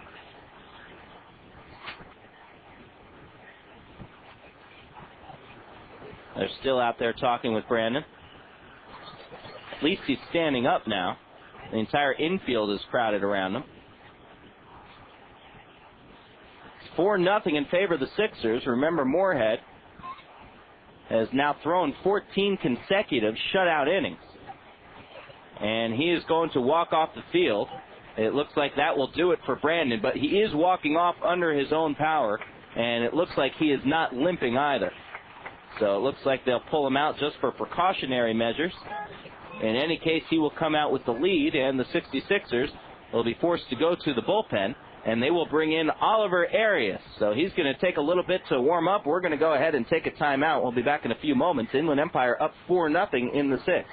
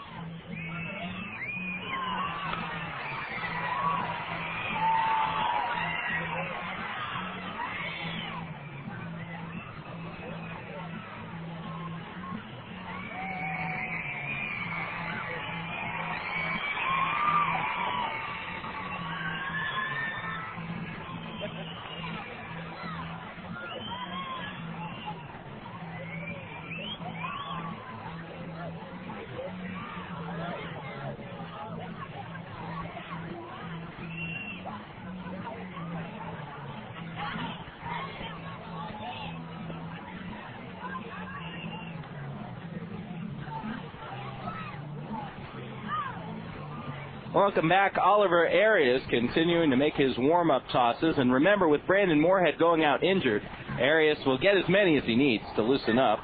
The last thing they want to do is hurry him and have another guy get hurt. Moorhead goes 5 2/3 innings, allowing just 3 hits. He struck out 7, did not walk anyone. He did hit a batter. He goes out with the lead. Although the runner at second base, Brandon Wood, belongs to Moorhead, so he could still potentially give up a run. We're in the top of the 6th inning, 4-0 66ers. So Moorhead gets hit on the ankle on that ground ball by Morales, comes out of the game. Again, he came off under his own power. So we'd have to guess, at least looking at it, that it's probably not too serious. But the pitcher, Oliver Arias, who rejoined the 66ers earlier this week, and Arias has been the traveling man of the Mariners organization this year, was originally slated and will most likely still end up pitching in Everett. Joined the 66ers about a week or so into the season, pitched in a couple of games with Inland Empire, was sent back to extended spring training, then spent a week up in Tacoma where he did not pitch at all, was sent back to extended spring training, rejoined Tacoma, pitched 1 inning, gave up 2 home runs, and then was sent back here. First pitch from Arias is a curveball, and it's a very good one. A strike to Matt Brown. Count 0-1. So Oliver Arias has only made 3 game appearances this season. 2 with Inland Empire. Here's the 0-1 pitch. And that one high, 1-1. Oliver in his 2 games went 5 innings, allowing 2 runs, or 3 runs, 2 earned. Has an ERA of 3.6. His last game appearance actually wasn't too long ago when you consider how much traveling and how few games he has thrown this year. Check swing on a pitch just outside. They want an appeal over to base umpire Jason Millsap. They say he did not go around 2-1. Arias pitched on the 27th of May, a game against Fresno, and again in his 1 inning gave up a couple of solo home runs, pitching up at AAA. Has struck out 7 batters with the Sixers and walked 3. Here's the next pitch. This one drilled deep into left field. Garvey, or I should say Arroyo, coming over, had it in his glove and dropped it as he crossed the line. That will allow the run to score. It'll go as a hit. It was a tough play for Carlos running towards the line, an RBI double. And the score now 4-1. So that run is charged to Brandon Moorhead. That snaps his scoreless innings streak at 14. So Brandon, you can close the book on him. 5 2/3 innings, allows the 1 run on 3 hits. Matt Brown picks up his 32nd RBI of the year with that double. And now the Quakes are back to within 3. Here comes Matt Pauley, who is grounded out to Garcia Parra, both trips up. Arias delivers the fastball high and away, so they count 1-0. The Sixers do have most of their bullpen available for later on in the game. Acosta and Bourgeois both pitched multiple innings yesterday, so you figure they're probably out. Anyone else is fair game. 1-0 pitch. A little bit inside, 2-0. Of course, in a close game, the Sixers are missing their top left-handed relief man, Chris Key, who was promoted to Double-A San Antonio earlier in the week. Justin Ruffey goes out to talk with Arias for a moment. But the Sixers do have Mike Steele, Greg Ware both available, as would be Bryan Stitt.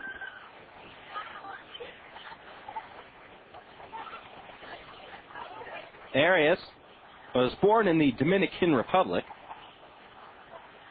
He'll turn 24 this coming August. 2-0 pitch is on the outside corner. That's a strike, 2-1. Oliver signed as a free agent in 2003 and ended up pitching in the Arizona League last year for Peoria, where he was 6-2 as a starting pitcher, but had an ERA of 5.6.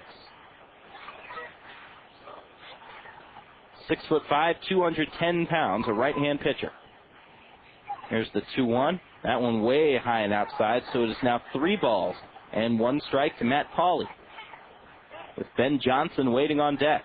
4-1 66ers here in the top half of the 6th inning.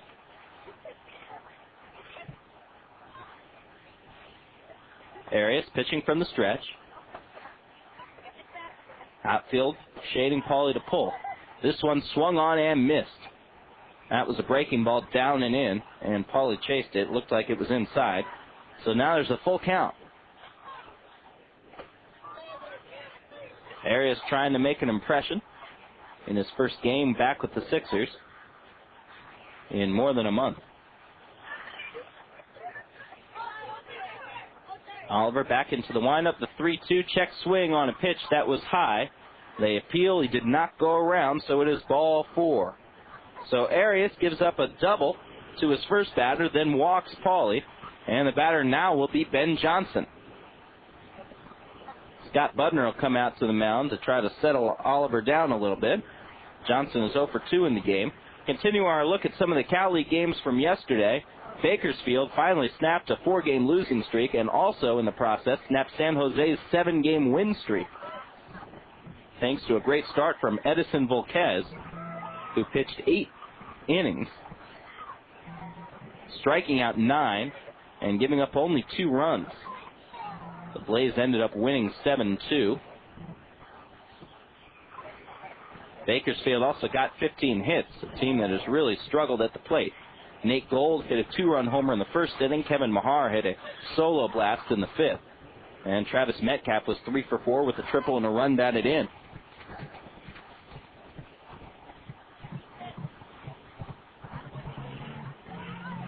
Here's Ben Johnson, batting .267 with 3 homers and 7 RBIs. Had home runs in back-to-back games earlier on in the week, or I should say over the weekend, against Lancaster in their last series. First pitch from Arias is outside, so the count is 1-0. Johnson would now represent the tying run here in the top of the 6th. Arias looks back at second, comes to the plate, and misses with the fastball outside. 2 balls and no strikes.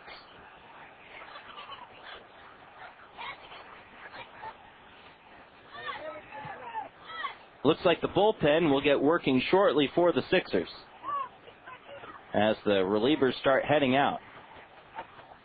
Here's the 2-0. High, 3 balls and no strikes. Mike Steele has started stretching and grabbed his glove, and it looks like Mike will begin loosening up. So the Sixers, with only 3 weeks to go left in the first half, and having kind of jumped back into the race, only 4.5 out of first place, and with ample opportunity against that leading team, certainly don't want to let a lead slip away against the Quakes here. 3-0 pitch, that one is in for a strike. It is now 3-1. The Sixers, in their last 3-game series against Rancho Cucamonga last week, blew saves in all 3 games. They eventually won 1 of them, but lost 2 of them. Here's the 3-1 pitch to Johnson. Outside, ball 4, and the bases are now loaded. Still 2 outs in the inning, but both of those outs were recorded by Moorhead before he went out after getting hit on the ankle. Stacia struck out to start it. Wood was hit by a pitch. Morales grounded out 5-3, advancing Wood to second. That was the play where Moorhead got hit. Arias came on, gave up an RBI double to Brown, and has now walked Pauly and Johnson. Here's Baltazar Lopez, who struck out twice against Moorhead. He's batting .204 coming in with no home runs and 9 RBIs, a left-hand hitter. There's a Quake on every base. The tying run is Johnson over at first. The pitch to Lopez, outside, 1-0. Chris Dunwell got his first win for the Stockton Ports in yesterday's game. Got some offensive help from Dustin Majewski, who had a home run, a double, and 3 RBIs. And the Ports got their 3rd win in a row as they beat Visalia 4-1. 1-0 pitch from Arias. Swung on, line drive into right center field. That is extra bases. 1 run scores. Here comes Pauly. He will score. They're going to wave around Johnson. He will come across the plate. It's a 3-run double from Baltazar Lopez, and the game is all tied up at 4. So in the blink of an eye, or maybe more accurately, the blink of a Kendrys Morales ground ball, Brandon Moorhead sees the lead evaporate. Oliver Arias comes in, allows the runner charged to Moorhead to score, and has now given up 3 runs of his own.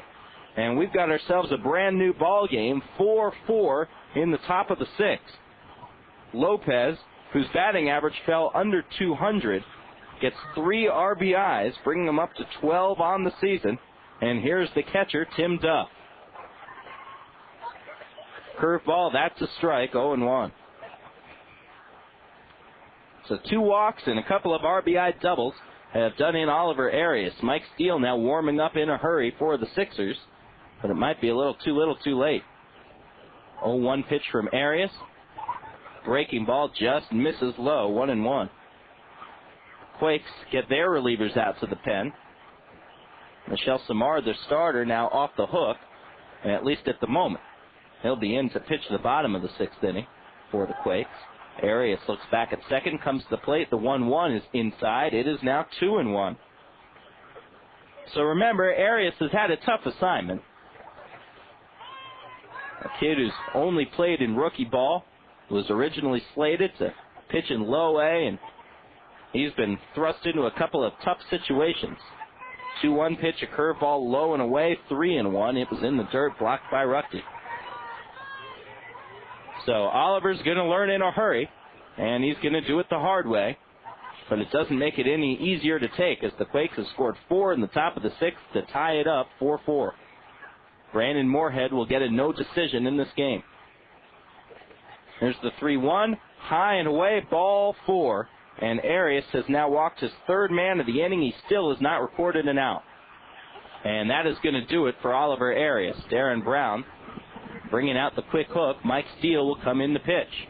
We'll take a break. Be back in a moment. Steele coming in.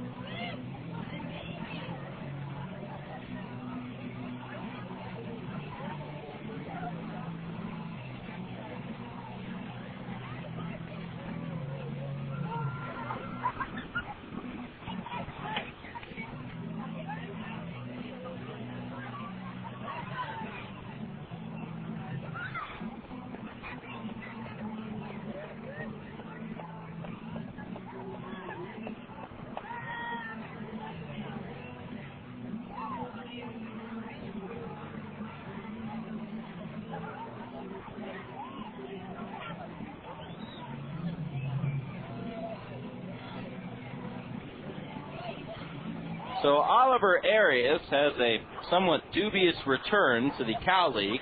Does not retire a man out of the 5 he faces. Gives up 3 walks and a couple of RBI doubles. And the Sixers have lost all of their 4-run lead. Top of the 6th inning, now 4-4. Mike Steele comes on in relief, and the Sixers not out of the woods yet. Balthazar Lopez is at second. Tim Duff is at first. And Anderson Rosario will be the first man to face Mike Steele. Steele steps off the rubber to start things off. Mike 2-2 on the year, an ERA of 2.96. Pitching in his 20th game. First pitch on the way, fastball, foul back to the screen, and it's a strike, 0-1. Mike pitched pretty well in his last appearance. That was on the 28th against High Desert, going an inning and a third, allowing only 1 hit, striking out a couple. He did walk a man. But Rancho Cucamonga has not treated him kindly this year. Pitch is outside, so the count 1-1. The Quakes, against Steele, have rocked him for an ERA of 7.36. They're batting .357 against him. in his 2 appearances. There's the slow curve, and that'll be a strike, so the count 1-2. Mike took the loss and blew a save 2 outings ago. That was that game in Rancho where the Sixers blew a 5-run lead in the 9th. And Steele gave up the game-tying home run to Kendrys Morales.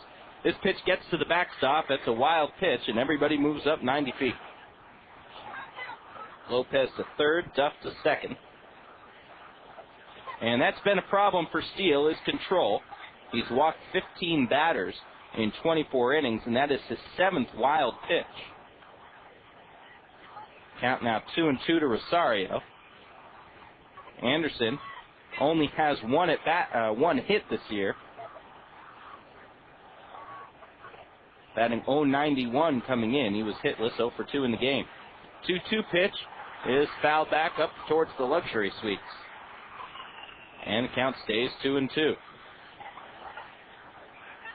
Sixers will have the bottom part of the order coming up in the 7th. Garby, Ruckty, and Colton to face Michel Samard. Steele, as he always does, pitches from the stretch. Mike comes set, ready for the 2-2. Swung on, ground ball to second base. Should be an easy play for Garciaparra. And it will be, but the damage is done. The Sixers lose their lead, and they lose Brandon Moorhead. Moorhead gets hit on the ankle on a ground ball from Kendrys Morales, has to come out of the game. Oliver Arias comes in relief and gives up the lead. The Quakes get 4 runs on 2 hits and 3 walks. They also had a hit batter. And we'll go into the bottom half of the 6th, now tied up at 4.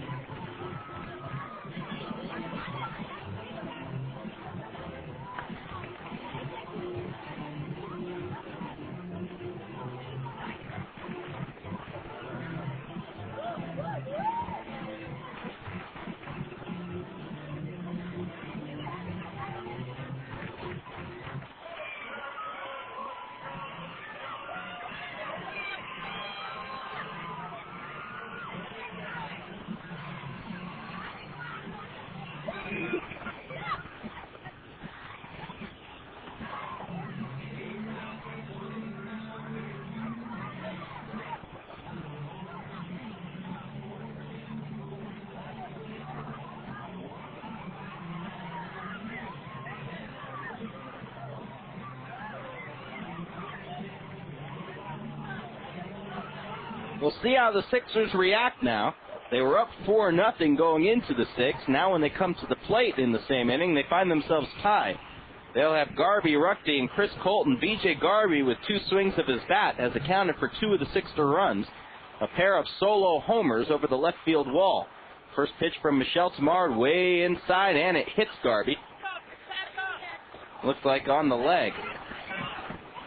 And B.J. will trot down to first. So Garby gets hit by the first pitch thrown by Samard in the 6th. The Quakes have their bullpen up and throwing for the first time. A right-hander loosening up. And the batter now, Justin Ruckty, 0 for 2 in his first game back, after being placed on the disabled list. Justin, a right-hand hitter. Here's the pitch. And taken a little bit low for a ball. 1-0. Garby's been known to try to steal a bag. Over at first, has decent speed. 2 steals and 4 tries. There's the 1-0 pitch. There he goes. The pitch, a little chopper over to short because Garby was going. They will not have a play at second. Ruckty is retired at first. But the Sixers stay out of the double play. 1 out for Chris Colton, who is 1 for 1 with a double, a walk, and a run scored. Ronnie Ray is the man warming up in the bullpen for the Quakes, a right-hander.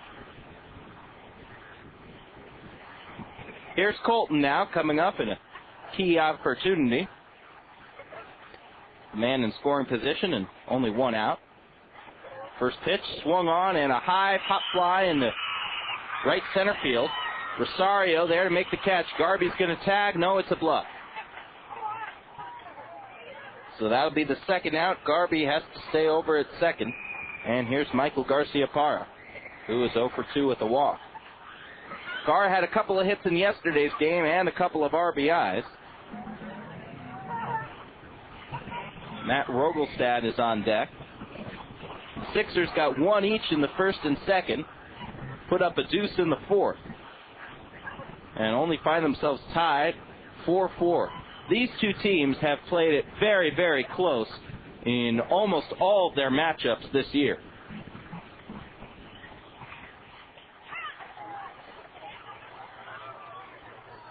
There's really been only one blowout, and that was the game the Sixers won here Monday night, 12-4.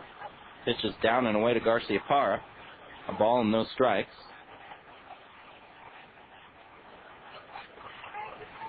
They've already played 5 one-run games out of the 8. Here's the 1-0. Again low, so it's 2 balls and no strikes. And to repeat it, the home team has won the game in each of the 8 meetings. 5 Quakes wins in Rancho Cucamonga, 3 66er wins here in San Bernardino. Garby leading off a second. Garcia-Parra waiting for the 2-0 pitch. It's on the way, and it's a breaking ball that just does catch the outside corner. 2-1. Michel Samard looked like he was going to be in line for another loss. Now finds himself even and trying to keep it that way. The 2-1. Curveball, that's a strike. A good spinner in there. Now 2-2. Quakes batted around in the 6th inning and roots their 4 runs. So they'll have the top of the order again to start things off in the 7th. Tim Duff goes out to have a few words with Samard. You might wonder about his name. He is French-Canadian from Quebec City, Quebec. 23 years old. Played some community college ball at St. Petersburg in Florida. Pitched last year in the Midwest League, Low A. Started 18 games with 7-5 with an ERA of 3.5. Michel Samard. The 2-2 pitch to Garcia-Parra. Curveball, little bit low, full count. So another close game between these two teams. B.J. Garby already with the 2 homers here and standing at second after being hit by a pitch. Moving up on the ground ball, Garby was the hero of last night's game when he got the RBI hit in the bottom of the 10th.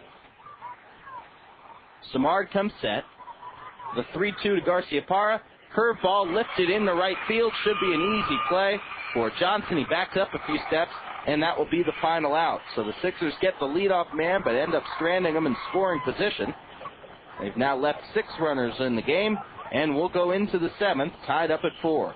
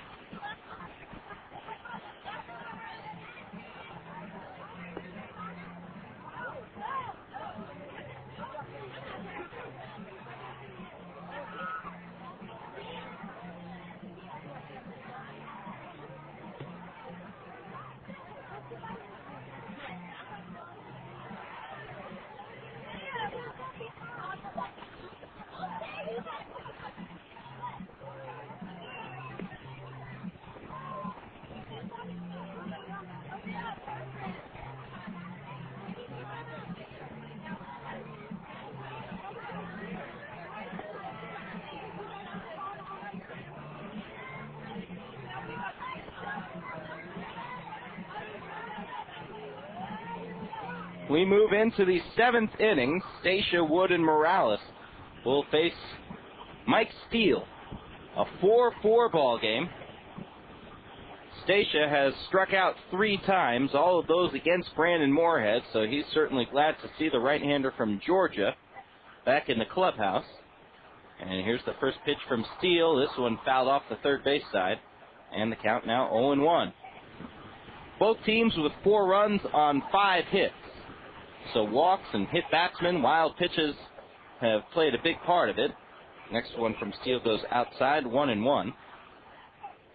For the Quakes, they're eternally grateful to the 3 walks they received from Oliver Arias in the top of the 6th. That helped them put up the 4 runs to tie it. Pitch down and away from Steele, 2-1. When Mike is in command of his pitches, he has been very, very sharp this year. But he's had several appearances where he's really had a hard time finding the plate. Fastball swung on and missed, and I think Stacia might have chased one outside. Count now moves 2-2. Next pitch from Steele, swung on and hit foul. Lined over into the seats. Most of the school kids here on this education day are still here. The games move pretty fast, so none of the schools have had to start filing out yet. 3,093 on hand. 2-2 pitch. Chopper over past first. LaHair, nice job to backhand. He gives it to Steele. He steps on the bag, not in time. So LaHair had a tough play there, trying to throw it off balance and lead Steele to the bag. The throw was a little bit behind Mike, but that'll be an infield single for Heinle Stacia. So a tough play all the way around. LaHair did a nice job of getting to it. Bryan is rated right now as the best fielding first baseman in the Cal League. But he couldn't make the play there. Stacia has now hit in 6 games in a row, although his batting average over that span is only .250. Here's Brandon Wood. Steele would love to get some revenge against this part of the order. First pitch to Wood, swung on and missed, 0-1. Last time Steele came in to face the Quakes, a time he would certainly rather forget, although he was successful against Wood.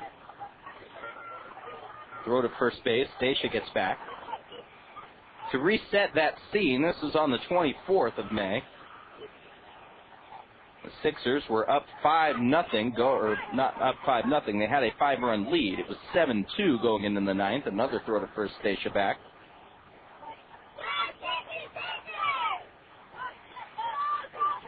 Nabaldo Acosta was on the mound for the Sixers going into the 9th after he had pitched a perfect 1-2-3 8th in relief.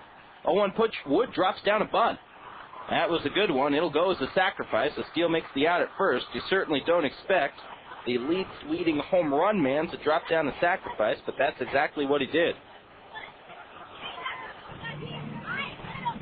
So there's the out. 1-4, I believe. And that's what it is. Stacia, the go-ahead run, moves over to second. And the batter, Kendrys Morales. Well, the first 4 guys got hits against Acosta. Steele came in, walked Stacia. He got Brandon Wood to hit into a double play. So all of a sudden, they're 1 out away. Steele had to face Kendrys Morales. First pitch, a little bit outside, 1-0. There was 1 man on, and Morales hit a monster home run over the right field wall in Rancho Cucamonga to tie it up. And eventually, he was the one who reached in the 11th inning and scored the winning run. Pops this one up in the left field. Arroyo's backing up, but he's going to get under it.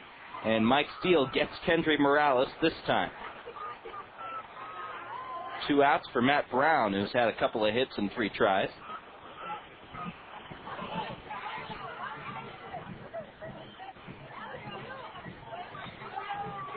Steele, coming into the season, was the first guy the Sixers would use coming out of that pen in the late innings to kind of act as a closer, although it's been more closer by committee. Greg Ware, with how well he pitched over the first month, has been used in that spot some, although he has had some struggles there as well. And Chris Key, the lefty, has a couple of saves in that spot, although he has since been promoted to San Antonio. Fastball outside to Brown, 1-0. You'd figure there's a decent chance that we might see Ware later on in this game.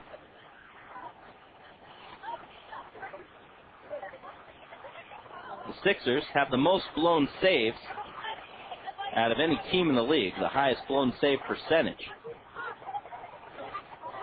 1-0 pitch, swung on and missed, so that count now, 1-1. The Sixers have only successfully saved about 38% of their tries. They've had 6 saves, but they've blown 10. Brown with 6 homers and 32 RBIs on the year. He's singled and doubled in this one. The 1-1 pitch from Steele, hit off the fist, looped foul, and that'll go up into the stands. Bounces back onto the field where the Quakes bullpen will go recover it. So the count 1-2. Ronnie Ray no longer throwing in the Quakes pen.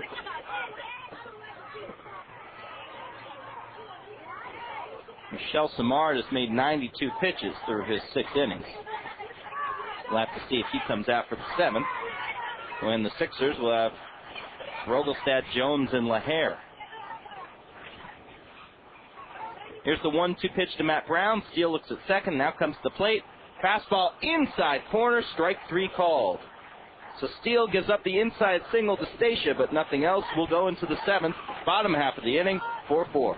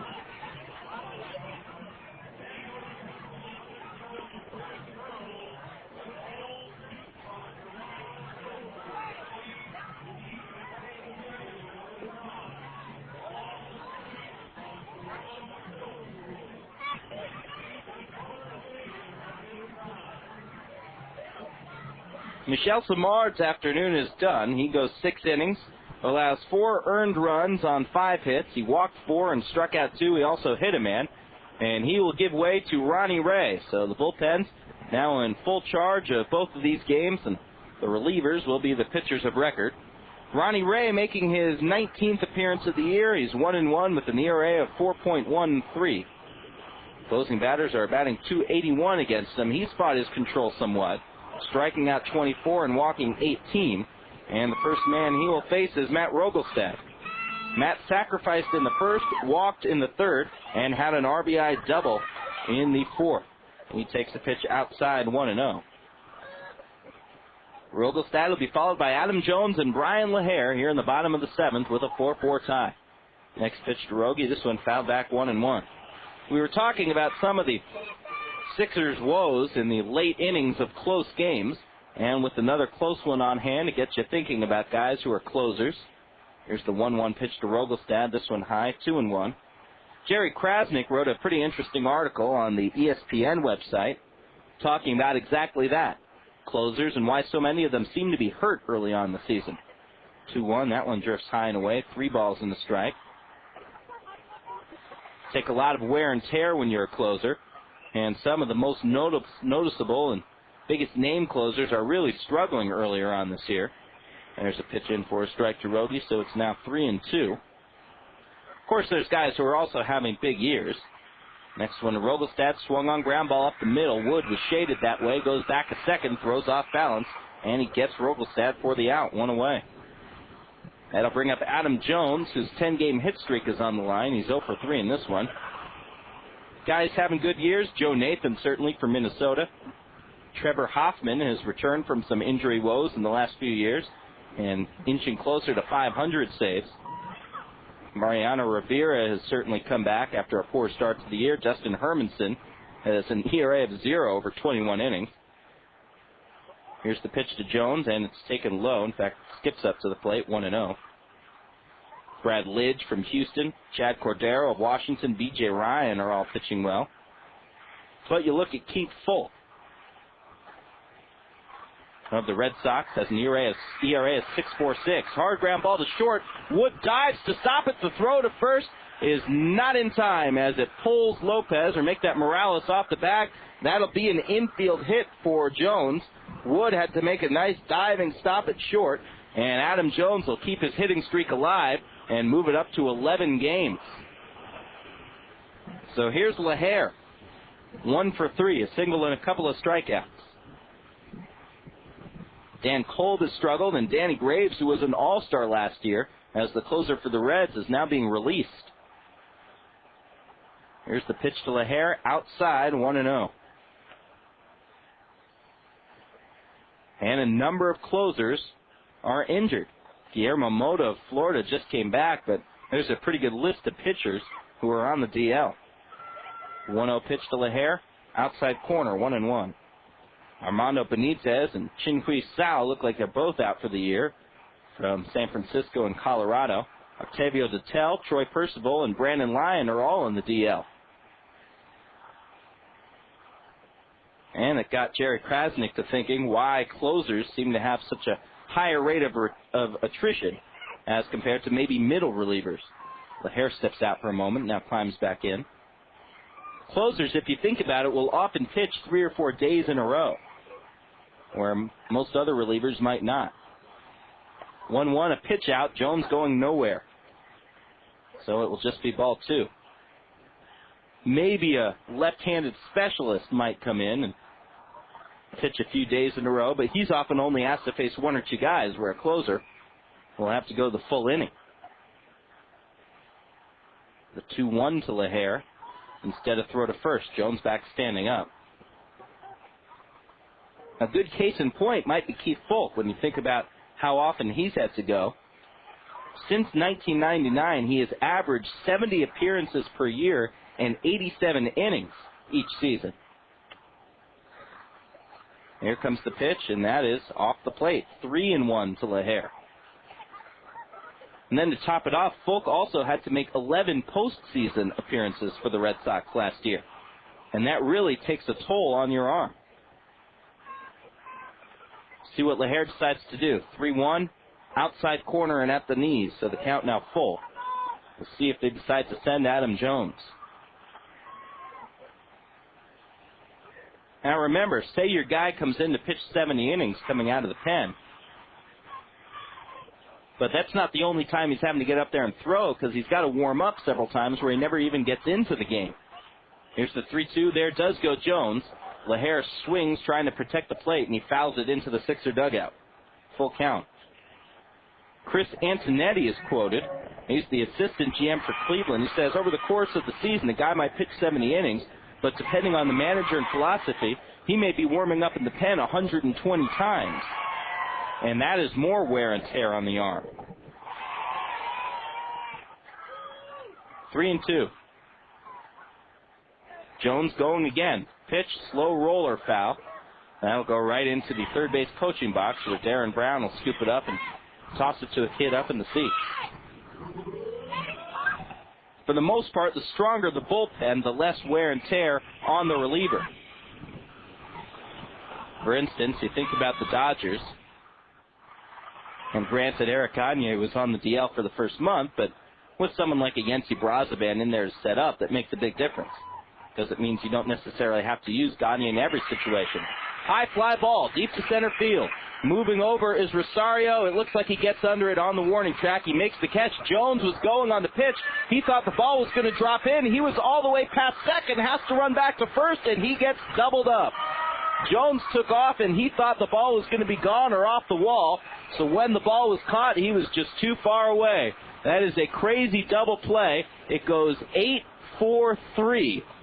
LaHair flies out. Jones doubled up, and the Sixers will not get anything here in the 7th. The one hit, nothing else. We'll go to the 8th. 4-4, still tied.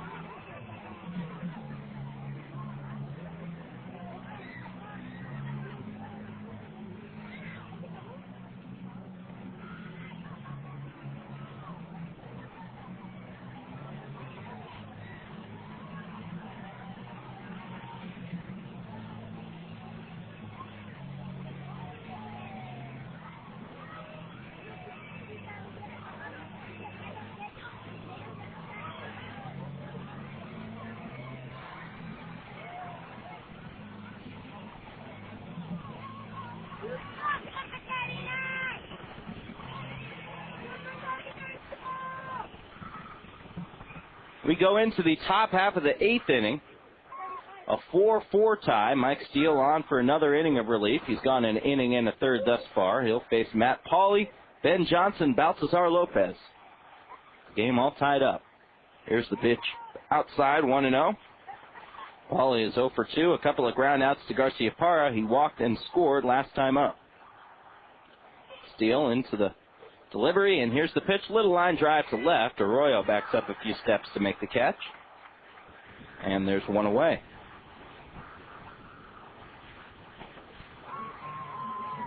Just to finish up our thought on closers pitching out of the bullpen, the idea being that the stronger the bullpen is before you get to the closer, the less stress you're putting on the actual closer. Another good example that they point out would be going back to the old Yankees of the early mid-90s, where you had Mariano Rivera as a setup man to John Wetland. Pitched down and in 1-0. When you have a setup man that is that good, you don't have to bring in that closer every single time you're in a close game. Pitch fouled back, 1-1. Or maybe there are some teams who have struggled somewhat with their middle relief, so even with a 4-run or 5-run lead, they might bring in the closer, feeling that was their most reliable option. So every piece of the machine kind of has to work together to help the other ones run most efficiently. 1-1, maybe Steele took something off it, and Johnson is fooled. He swings and misses. So the count now, 1 ball, 2 strikes. Top of the 8th inning. Sixers scored the first 4, the Quakes the last 4. 1-2 pitch, swung on and missed, strike 3. That was a pitch that was off the plate outside. Johnson went chasing. Second strikeout for Steele, 2 away in the inning. And here's Baltazar Lopez, who had the big damage, the game-tying, bases-loaded 3-run double in the 6th inning off of Oliver Arias that tied it all up. Lopez 1 for 3. He struck out his other 2 at-bats. Steele pitching from the windup, and the pitch is on the inside corner. A good opening fastball. The count 0-1. Tim Duff on deck. The Sixers in the bottom of the 8th will have Eric Monzon, Carlos Arroyo, and B.J. Garby. And remember, it was Arroyo who scored the winning run last night off a single from Garby. There's the ball slap foul down the third base side. Will bounce into the seats and come back on the field, which means Arroyo's going to have to go track it down. Count now 0-2. So Monzon, Arroyo, and Garvey due up in the 8th against Ronnie Ray. No one throwing in either bullpen. So Steele, if he manages to get Lopez here, will have gone 2 1/3 innings in relief. His longest outing this year, 2 2/3. 0-2, high and outside. Now 1 ball and 2 strikes. The damage has been done in this game by the middle part of the order from the Quakes, the bottom part of the order by the 66ers. The middle part of the order has really struggled in the last 2 games for Inland Empire. Next pitch just misses the outside corner, maybe a little low as well. In the count now 2-2. None of the other games in the Cal League have started. Next on tap would be Bakersfield at San Jose. 2-2. Swung on, a check swing on a breaking ball low, and that'll go as strike 3. So Steele gets a 1-2-3 inning here in the 8th. We'll go to the bottom half of the inning, all tied up at 4.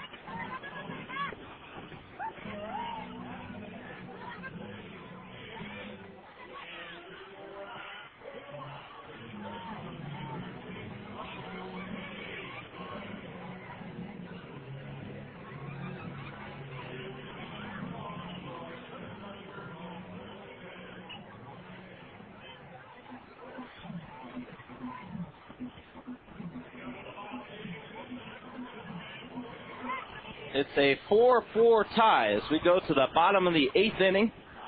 Ronnie Ray in for his 2nd inning of relief. Eric Monzon, Carlos Arroyo, and B.J. Garvey will be the men coming to face him. Here's Monzon. Eric has hit in 7 straight, but he's 0 for 2 in this one with a walk. First pitch from Ray, swung on, pulled hard down the third base line, but foul. 0-1. Eric, 3 for 5 with a couple of doubles yesterday, is hitting better than 600 over the course of his last 26 at-bats. The 0-1, breaking ball swung on and missed. A good pitch. That was darting outside, and Monzon couldn't hold up. So the count now 0-2. The kids filing out here as they go back to wrap up their school day. Next one down and away, 1 ball and 2 strikes. So it'll be the faithful few left out of the 3,000-person crowd for our last 11 a.m. start time of the season. 1-2 pitch, line drive, deflects off the glove of the pitcher, Ray, and that means Monzon will get to first safe. That's an infield hit. It was a line drive up the middle. Stacia, the second baseman, might have had a chance to get to it if it doesn't deflect off Ray's glove. But Ray deflected it back towards the first baseman, Morales, who had to come in and pick it up, which meant there was no one over at the base, and Monzon's hitting streak will remain intact. Now 8 in a row, and the Sixers will pinch run for Monzon. Eric coming back from a hamstring pull, and so they want to get some speed out there, so Michael Nesbitt will come in to pinch run. He represents the go-ahead run. It will necessitate some moves in the 9th inning on the defensive side of things, with Monzon playing shortstop. Here's Carlos Arroyo. They're looking for a bunt. Brown playing in at third. Here's the first pitch. He shows bunt, and he drops it down the first base side. That's a good one, and will go as a successful sacrifice. So Nesbitt down to second base. The go-ahead run. Arroyo's sacrifice is 1-3. And the batter will be B.J. Garby. Garby had the game-winning hit, as we told you, with a single in last night's game in the bottom of the 10th with the runner on second base. And he's had 2 homers in this one. And now pitching coach Eric Bennett wants to go out to the mound and discuss a little strategy with Ronnie Ray. Garby coming into the game batting .261. He now has 5 homers and 24 RBIs. You got Nesbitt over at second base. Garby, season long, with runners in scoring position, is batting .292 with 19 of his runs batted in.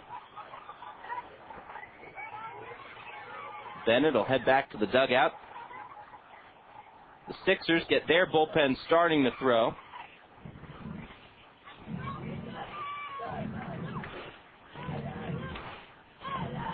It's actually not the bullpen. We told you some defensive changes will have to be made. Matt Hagan is loosening up his arm, and it looks like he would come in for the 66ers for defense. Ray wheels around, looks back at second. I would surmise then that Hagan would come in at third, Rogelstad would move to second, and Garcia-Parra would move to short, but that's just a guess. Here's the first pitch to B.J. Garby. Nesbitt a small lead at second, and Garby calls time. Ray was staring Nesbitt down like they were at a high-stakes poker game. Neither of them wanted to flinch, and Garby got tired of not being in on the action.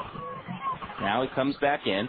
Stacia is the man who would cover second on a pickoff. He's just a few steps away from the bag, so a big hole between first and second. Now Stacia goes back to his regular spot. The pitch grounded hard down the third baseline. Fair ball. Nesbitt rounds third. He will score.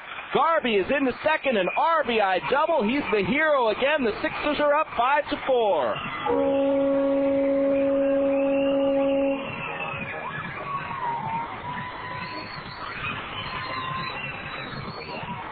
The Minnesota organization gave up on B.J. Garby, and they traded him to the Mariners last year. It took B.J. a month, but now he has become an integral part of the 66ers offense. He gets his third hit of the game, his third RBI, and the Sixers take a 1-run lead in the bottom of the 8th. B.J.'s still over at second. Here's Justin Ruchte. First pitch, high fly ball, deep to left center field. Hawley going back, looks up. This one is over the wall. A 2-run home run for Justin Ruchte, and the Sixers go up by 3.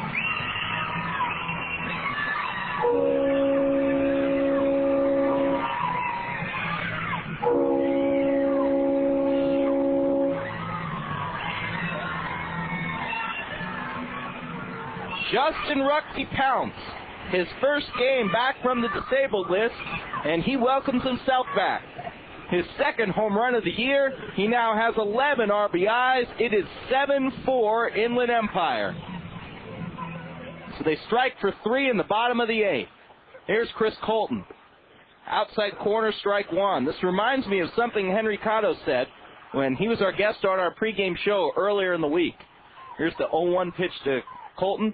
Outside 1-1. Henry said earlier in the season, when they got into the late innings, they didn't know if they were going to be able to come back. They didn't know if they could get the hit. Here's a little pop fly into right field. Backing up is Johnson. The ball carries, and it drifts all the way back to the warning track. It bounces up against the wall and over the wall, a ground rule double. So Chris Colton goes the opposite way. He was running full speed and pulled all the way into third base, but that'll go only as 2 bases as the ball bounces over the wall. So a ground rule double for Colton. And the Sixers have another man in scoring position. And Michael Garciaparra coming up. There's only one out, and the Quakes will get the bullpen firing. Henry on the pregame show said the biggest difference between a month ago and now, outside of maybe the technical aspects of the swing, is that now when they get into late innings of the games, they have the confidence to know that they can get the hits. No matter whether they're up, no matter whether they're down, they feel comfortable at the plate and know that they can get the job done. They could have been disheartened after blowing a 4-run lead in the 6th. Instead, they come back and get 3 more here in the bottom of the 8th, and they are looking for a few more runs on top of that. Here's the pitch to Garciaparra. Inside, it hits him. So Garciaparra hit by the pitch. He will trot down to first. Now there are runners at first and second with 1 out, and Rogelstad coming up. The Quakes get Justin Dowdy, a left-hander, throwing in the pen. Greg Ware, or check it, Matt Hagan, I should say, continuing to loosen up. He'll come in from defense. No, that is Ware now starting to throw. He and Mike Steele are both throwing down the pen. Steele to keep loose. Here's the pitch to Rogelstad. Outside, 1-0. If Steele, who might try to extend himself a little further by pitching a 3rd inning of relief, gets in some trouble, Greg Ware would try to come in to close it out. Here's the 1-0 pitch to Rogelstad. Swung on and hit foul off the third base side. 1 ball, 1 strike. Monzon got an infield single to start it on a ball that bounced off of pitcher Ronnie Ray's glove. Arroyo laid down the sacrifice. Nesbitt coming in for Monzon as a pinch runner. Moving to second.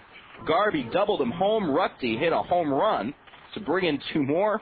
Now Colton is doubled, and Garciaparra was hit by a pitch. Rogelstad is 1 for 2 with an RBI and a double. A 1-1, high and away, 2 balls and 1 strike. The Quakes in the 9th will have Tim Duff, Anderson Rosario, and Heinley Stacia. If they get anyone on, then you got the league's leading home run hitter, Brandon Wood, hitting 4th. Here in the 8th, the 2-1 pitch to Rogelstad is down and away. 3 balls and 1 strike.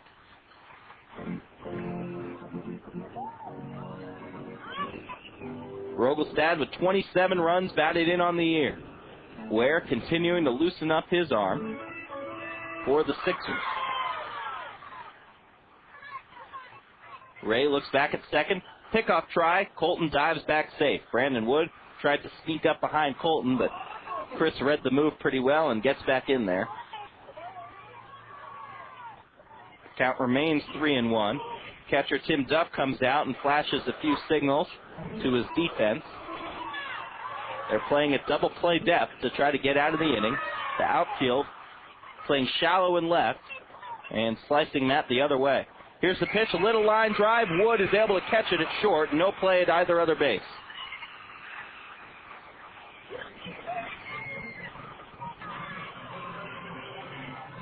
Rogelstad, the second out of the inning. And here is Adam Jones, who is 1 for 4, his only hit, an infield single.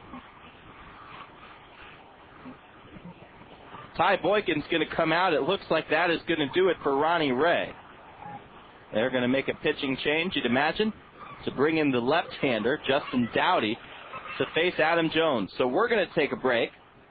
The Sixers have struck for 3 runs to break it open somewhat. They are up 7-4 here in the bottom of the 8th.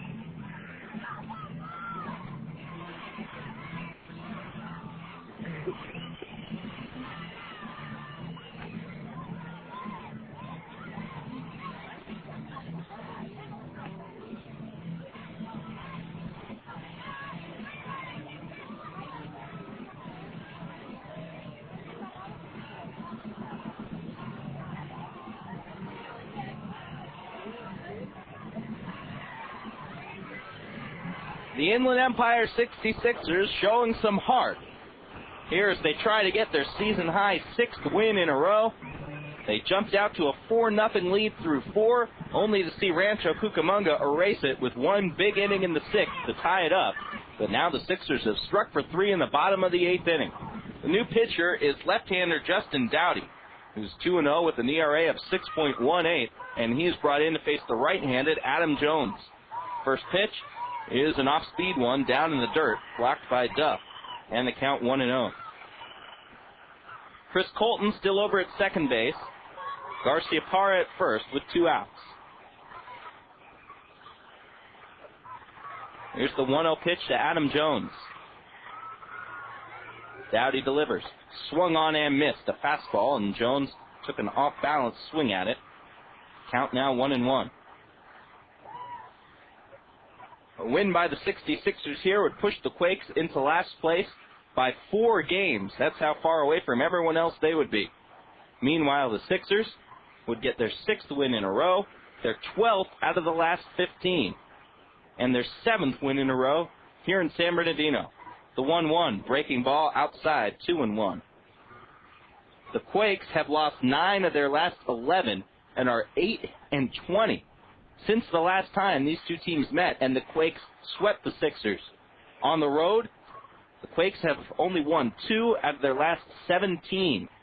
Outside to Jones, ball 3, 3-1. So the Quakes on the verge of losing their 7th straight game. Colton leading off from second. Garcia Parra leads off from first. The 3-1 pitch to Adam Jones. Outside, ball 4, and the bases are all loaded up here in the 8th. So Mike Steele would be in line to win this one for the Sixers. Brandon Moorhead pitched 5 2/3 innings, only giving up 1 run, but had to leave the game hurt when a ground ball off the bat of Kendrys Morales hit him in the ankle. Here's Bryan LaHair, who is 1 for 4. First pitch swung on, a high fly ball into foul territory, and that'll go up and well back into the stands, 0-1. The Sixers have hit around here in the 8th.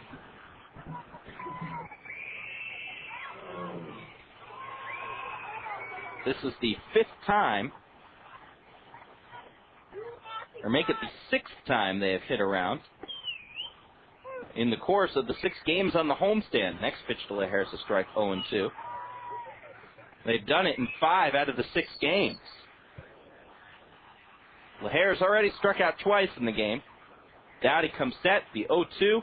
Off speed, high fly ball into center field. Rosario back to the warning track, looks up, watches this one go into his glove, up against the wall. LaHair hit it about 408 feet to center field and came that close to hitting it up against the wall for extra bases. Instead, the Sixers leave them juiced, but they score 3 times in the bottom of the 8th. Mike Steele comes out for the 9th. Inland Empire 7, Rancho Cucamonga 4.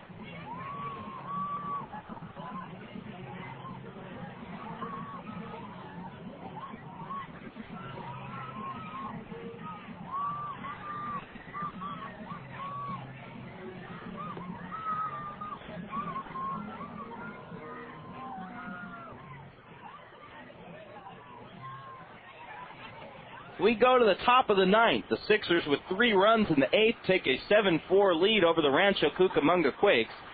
Well, I was partly right when I made my guess on how the Sixers would adjust their defense when Eric Monzon was lifted for a pinch runner in the eighth inning. Matt Hagan does, in fact, come into the game to play third base, but instead of going to second, Matt Rogelstad will just slide over one spot over to short.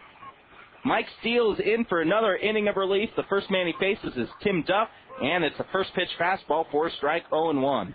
Duff, Rosario, and Stacia coming up to the plate against Steele. Mike has already gone 2 1/3 innings. 0-1 pitch, breaking ball, misses down and away. They check it over to first base, and Jason Millsap says he went around. So that makes it 0-2. The defense for the Sixers on the infield: LaHair, Garciaparra, Rogelstad, and Hagan. 0-2 pitch, breaking ball, down and away. This time, Duff does not go. It's 1-2. The outfield from left to right: Arroyo, Colton, and Garby. Sixers up by 3 in the ninth. The 1-2 pitch from Steele, down in the dirt. 2 balls, 2 strikes. None of the 3 batters Steele is scheduled to face here in the top of the ninth have a batting average higher than 200. If any of them gets on, then there could be trouble. The 2-2 swung on him, missed, strike 3. Going back over the last inning, Steele has now struck out 3 batters in a row. He's K'd 4. This matches his longest relief outing of the year. Here's Anderson Rosario.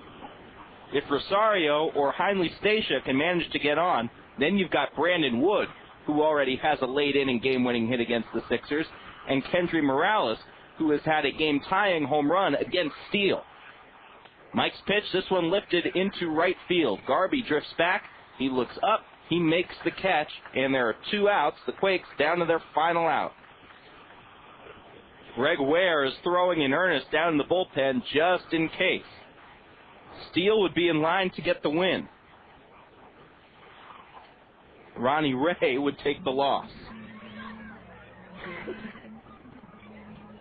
Here is Heinle Stacia, the second baseman. Struck out in all 3 tries against Brandon Moorhead, got a single in the 7th inning against Steele. Mike goes into the windup. The pitch swung on, slap foul, third base side, and goes slapping against the trees. 0-1. Same 2 teams tomorrow. They'll wrap up the homestand. 7-11 start time. Miguel Martinez for the Sixers. Chris Hunter for Rancho Cucamonga. Line drive into left. Sinking. Carlos Arroyo dives. He makes the catch. A sliding catch for Arroyo ends the game. The 66ers have won 6 games in a row, their longest win streak of the year, and they make it happen. Mike Steele goes 3 1/3 innings of relief to get the win. The losing pitcher, Ronnie Ray, who gives up the 3 runs in the 8th inning that allowed the Sixers to take the victory. 4 runs, 6 hits, 1 error for the Quakes. 7 runs, 10 hits, no errors for the 66ers. We'll take a timeout, come back and total it all up right after this.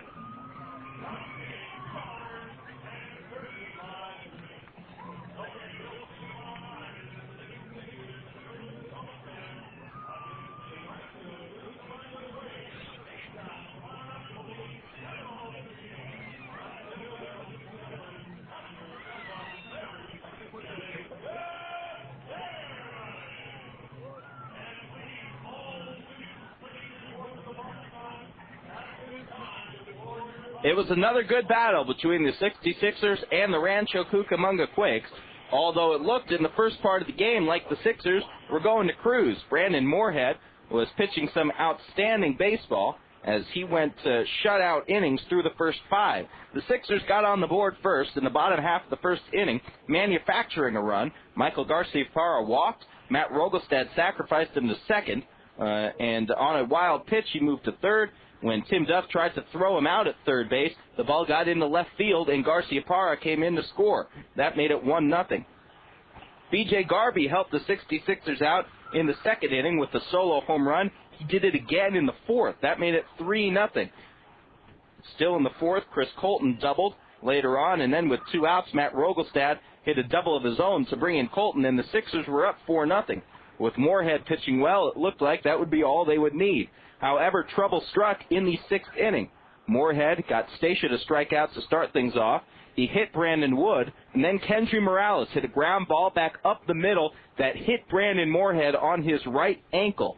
They were able to get the out at first, but Moorhead was down for a minute or two, finally got up under his own power, but he had to come out of the game.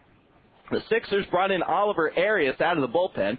Arias, making his first appearance with the Sixers since early April, was just recalled this week from extended spring training, and Oliver struggled. He gave up 3 walks and a couple of doubles. The Quakes scored 4 runs in the 6th, and they were able to tie it up 4-4. Neither team put up a run in the 7th inning, but the 66ers, who have gotten the hits when they needed them over the last 14-15 games, did it again in the 8th inning. Eric Monzon started off with an infield single. Mike Nesbitt came in to run for him. Carlos Arroyo laid down a perfect sacrifice bunt to move Nesbitt over to second base, and then B.J. Garby, who had already had 2 home runs in the game, and the same player who had the game-winning hit in the 10th inning yesterday, hit a double to left field to score Nesbitt the winning run, the second straight game where Garby had the RBI hit in the late innings. They weren't done in the 8th. Justin Rugby, the next batter, hit a 2-run homer over the left center field wall to score Garby, and the Sixers went up 7-4. Mike Steele went 3 in the 3rd innings of relief. He gets the win to improve to 3-2 on the year, and Ronnie Ray takes the loss. He falls to 1-2. The final score is 7-4. The Sixers get the win. We'll take a look at our out-of-town scoreboard right after this.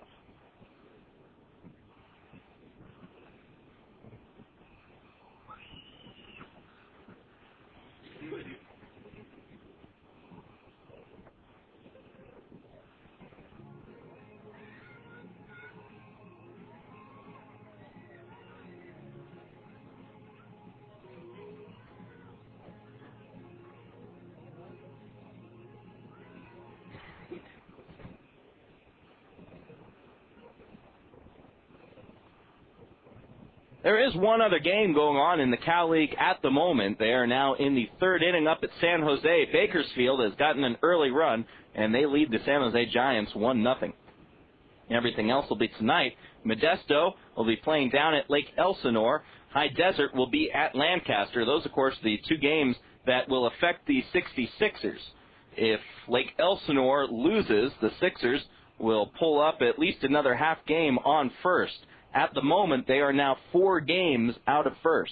So Lake Elsinore has a half-game lead over Lancaster. High Desert would be in 3rd place right now in the Southern Division. And remember, if High Desert loses, the Sixers will pull into a tie for 3rd place. So those games going on later tonight. And, of course, we'll update you on all of that tomorrow. And you can also get updated standings shortly after tonight's games on the 66er website, www.66ers.com. Meanwhile, in the majors tonight, the Angels will be at Chicago, Texas at Detroit, Boston hosts Baltimore, New York will be at Kansas City, Minnesota will host Cleveland, Tampa Bay at Oakland. The Mariners are at home tonight. They will play Toronto. In the National League, the Dodgers host the Cubs. San Diego versus Milwaukee in San Diego. The Cardinals will visit the Rockies. Houston hosting Cincinnati. The Mets will be at home against Arizona. Florida is on the road at Pittsburgh. San Francisco at Philadelphia. And the Atlanta Braves will be at the Washington Nationals. So tomorrow night, we move to our regular game time of 7-11. The Sixers will try to go for a perfect homestand. They've won 6 games in a row. The Sixers have now won 12 out of 15, and they will try to make it a homestand sweep tomorrow against the Quakes at 7-11. Miguel Martinez will make the start for the Sixers. He is 1-1 with an ERA of 6.18. On the mound for the Quakes will be Chris Hunter, who is 4-3 with an ERA of 4.12. That's going to do it for us from San Bernardino. For Mike Sager, this is Jeff Lasky saying so long. The final score, the Sixers win their 6th straight with a 7-4 win.